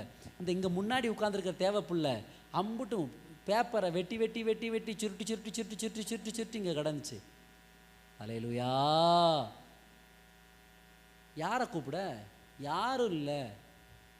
வந்தேன் வேகமாக, இங்கேருந்து அங்கே வர கூட்டி எல்லாத்தையும் அள்ளி வெளியே போட்டு என் பாட்டு குளித்து ஆஃபீஸுக்கு போயிட்டேன். அங்கே போஸ்ட்மேன் என்னை கூட்ட விட மாட்டார். ஆனால் இங்கே கோயிலில் யார் தான் கூட்டினா? யாராவது செய்யட்டும் இல்லை, நான் செய்வேன். சொல்லுங்கள், யாராவது செய்யட்டும் இல்லை, யார் செய்வேன்? நேரம் ஆயிடுச்சுன்னு ஒரு மாதிரி இருக்கோ சோத்திர. நேற்று நைட்டு நான் ஜெபம் பண்ணேன், 11:30க்கு முடிக்கணும் ஆண்டவரே. சூடாக இப்போ திரும்பி அவங்க அம்மாட்ட காட்டினேன், ஏமா அங்கே வாரு. கர்த்தர் என்னை மன்னிப்பாராக. 3வது காரியம், 2ஆம் அதிகாரம் 8ஆம் வசனத்தை பாரு. மனுஷ ரூபமாய் காணப்பட்டு மரண பரியந்தம், அதாவது சிலுவையின் மரண பரியந்தமும் தம்மை தாமே தாழ்த்தினார். எத்தனை வருஷத்துக்கு இப்படியே இருக்க முடியும்? அடிமையாவே. கல்யாணம் முடிச்சு வந்தோம், 10 வருஷம் அடிமையாக தான். சரி, இன்னும் அடிமையா? நான் எத்தனை வருஷத்துக்கு தான் நான் தாழ்த்த? என்ன ஆன்சி, எத்தனை வருஷத்துக்கு தாழ்த்த? எப்போ வர தாழ்த்த? மரண பரியந்தம். பக்கத்தில் கையை பிடிச்சி சொல்லுங்க, மரண பரியந்தம் உங்கள் நிலைமை இதுதான். எப்போ வரைக்கும் தாழ்மை? எப்போ வரைக்கும் இருக்கும்? எப்போ வரைக்கும் இருக்கணும்? பக்கத்தில் பார்த்து சொல்லுங்கள், தாழ்மை சாகிற வரைக்கும் இருக்கு. அவன் சொல்லட்டுமா? அவ்வளோ உங்களை நீங்கள் தாழ்த்தி வாழ்கிற அந்த வாழ்க்கையில் இறந்து ஒரு வேளை ஃப்ரீசரில் வச்சுருக்காங்கன்னு வச்சுக்கோங்களேன். அங்கே 50 பேர் பார்க்க வருவாங்க, எல்லோரும் ஜெபமெல்லாம் பண்ணுவாங்க. ஆனால் உங்களை பார்த்து ஒரு ஆள் சாட்சி சொல்லுது, இந்த அம்மா அவ்வளோ தாழ்மையானவங்க தெரியுமா, இப்படி நிலைமையெல்லாம் வந்த போதும் அவ்வளோ தாழ்மையாக இருப்பாங்க. இந்த சிவகாசி சர்ச்சில் ஆரம்ப காலத்தில் அங்கே டாய்லெட் கிடையாது, பார்த்துக்கோங்க. டாய்லெட் கிடையாது, கிடுகு வச்சு மறைச்சிருக்கோம். தண்ணி 1 போனாலும் 2 போனாலும் அந்த கானில் வந்து ஒரு குழியில் தான் விழுகும். ஒரு சின்ன இந்த இவ்வளோ ஆழத்தில் ஒரு ட்ரைனேஜ் இருக்கும், வந்து விழுகும். பாத்திரம் கழுவுறதும் அங்கே தான் வரும், போகிறது வாரதும் அங்கே தான் வரும். அந்த குழி நிறைஞ்சிரும், அதை மூட முடியாது. ஆனால் நிறைஞ்சிருச்சுன்னா நிறைஞ்ச தண்ணி எங்கே வரும்னா சர்ச்சை பார்த்து வரும். அங்கே ஒரு அம்மா இருப்பாங்க, நாங்கள் பார்க்க அவங்க போய் ஒரு பாத்திரத்தை எடுத்து அந்த தண்ணியோடு இருக்கத கோரி வெளியே கொண்டு போய் ஒரு இடத்துல ஊற்றிட்டு அந்த குழியை க்ளீன் பண்ணி வைப்பாங்க. நான் திரும்ப சொல்லிட்டேன், நீங்கள் ஐஸ்வர்யவானா இருக்கலாம். ஏய் வாங்கடா 2 பேரும் உள்ள.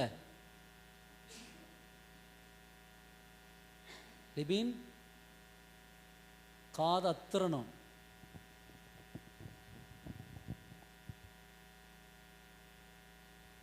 போகக்கூடாதுன்னு உன்னை முதையே நான் சொன்னேன். நல்ல பிள்ளை. ஐஸ்வர்யவான் சபைக்கு வந்துட்டு போவாங்க. ஆனால் பரலோக ராஜ்யத்துக்கு போகும்போது யாருடைய பலன் அதிகமாக இருக்கும் தெரியுமா? இந்த ஐஸ்வர்யவான் வந்து சேரை தேய்ச்சிட்டு எந்திரிச்சு போகிற ஆளை விட ஆலயம் அசிங்கமாக கூடாதுன்னு சொல்லி தன் கர்வத்தையும் கௌரவத்தையும் விட்டு உள்ளே இறங்கி அதை சுத்தம் பண்ணிட்டு போகிறாங்க பாருங்க. அந்த தேவ பிள்ளையையே பரலோகம் கனப்படுத்தும்.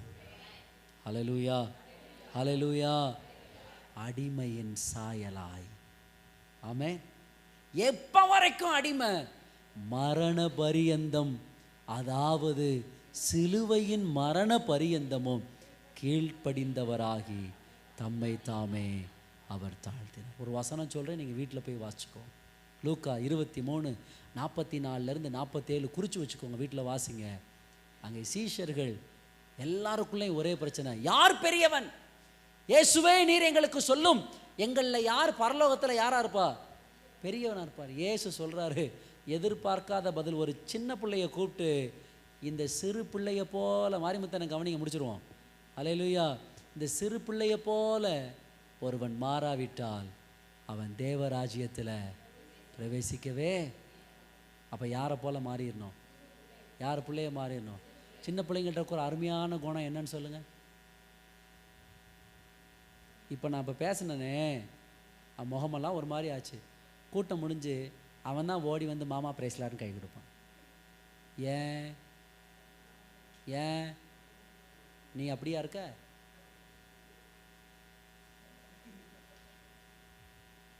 இன்னைக்கு ஆண்டவர் சொல்கிறான், அதெல்லாம் விட்டுரு.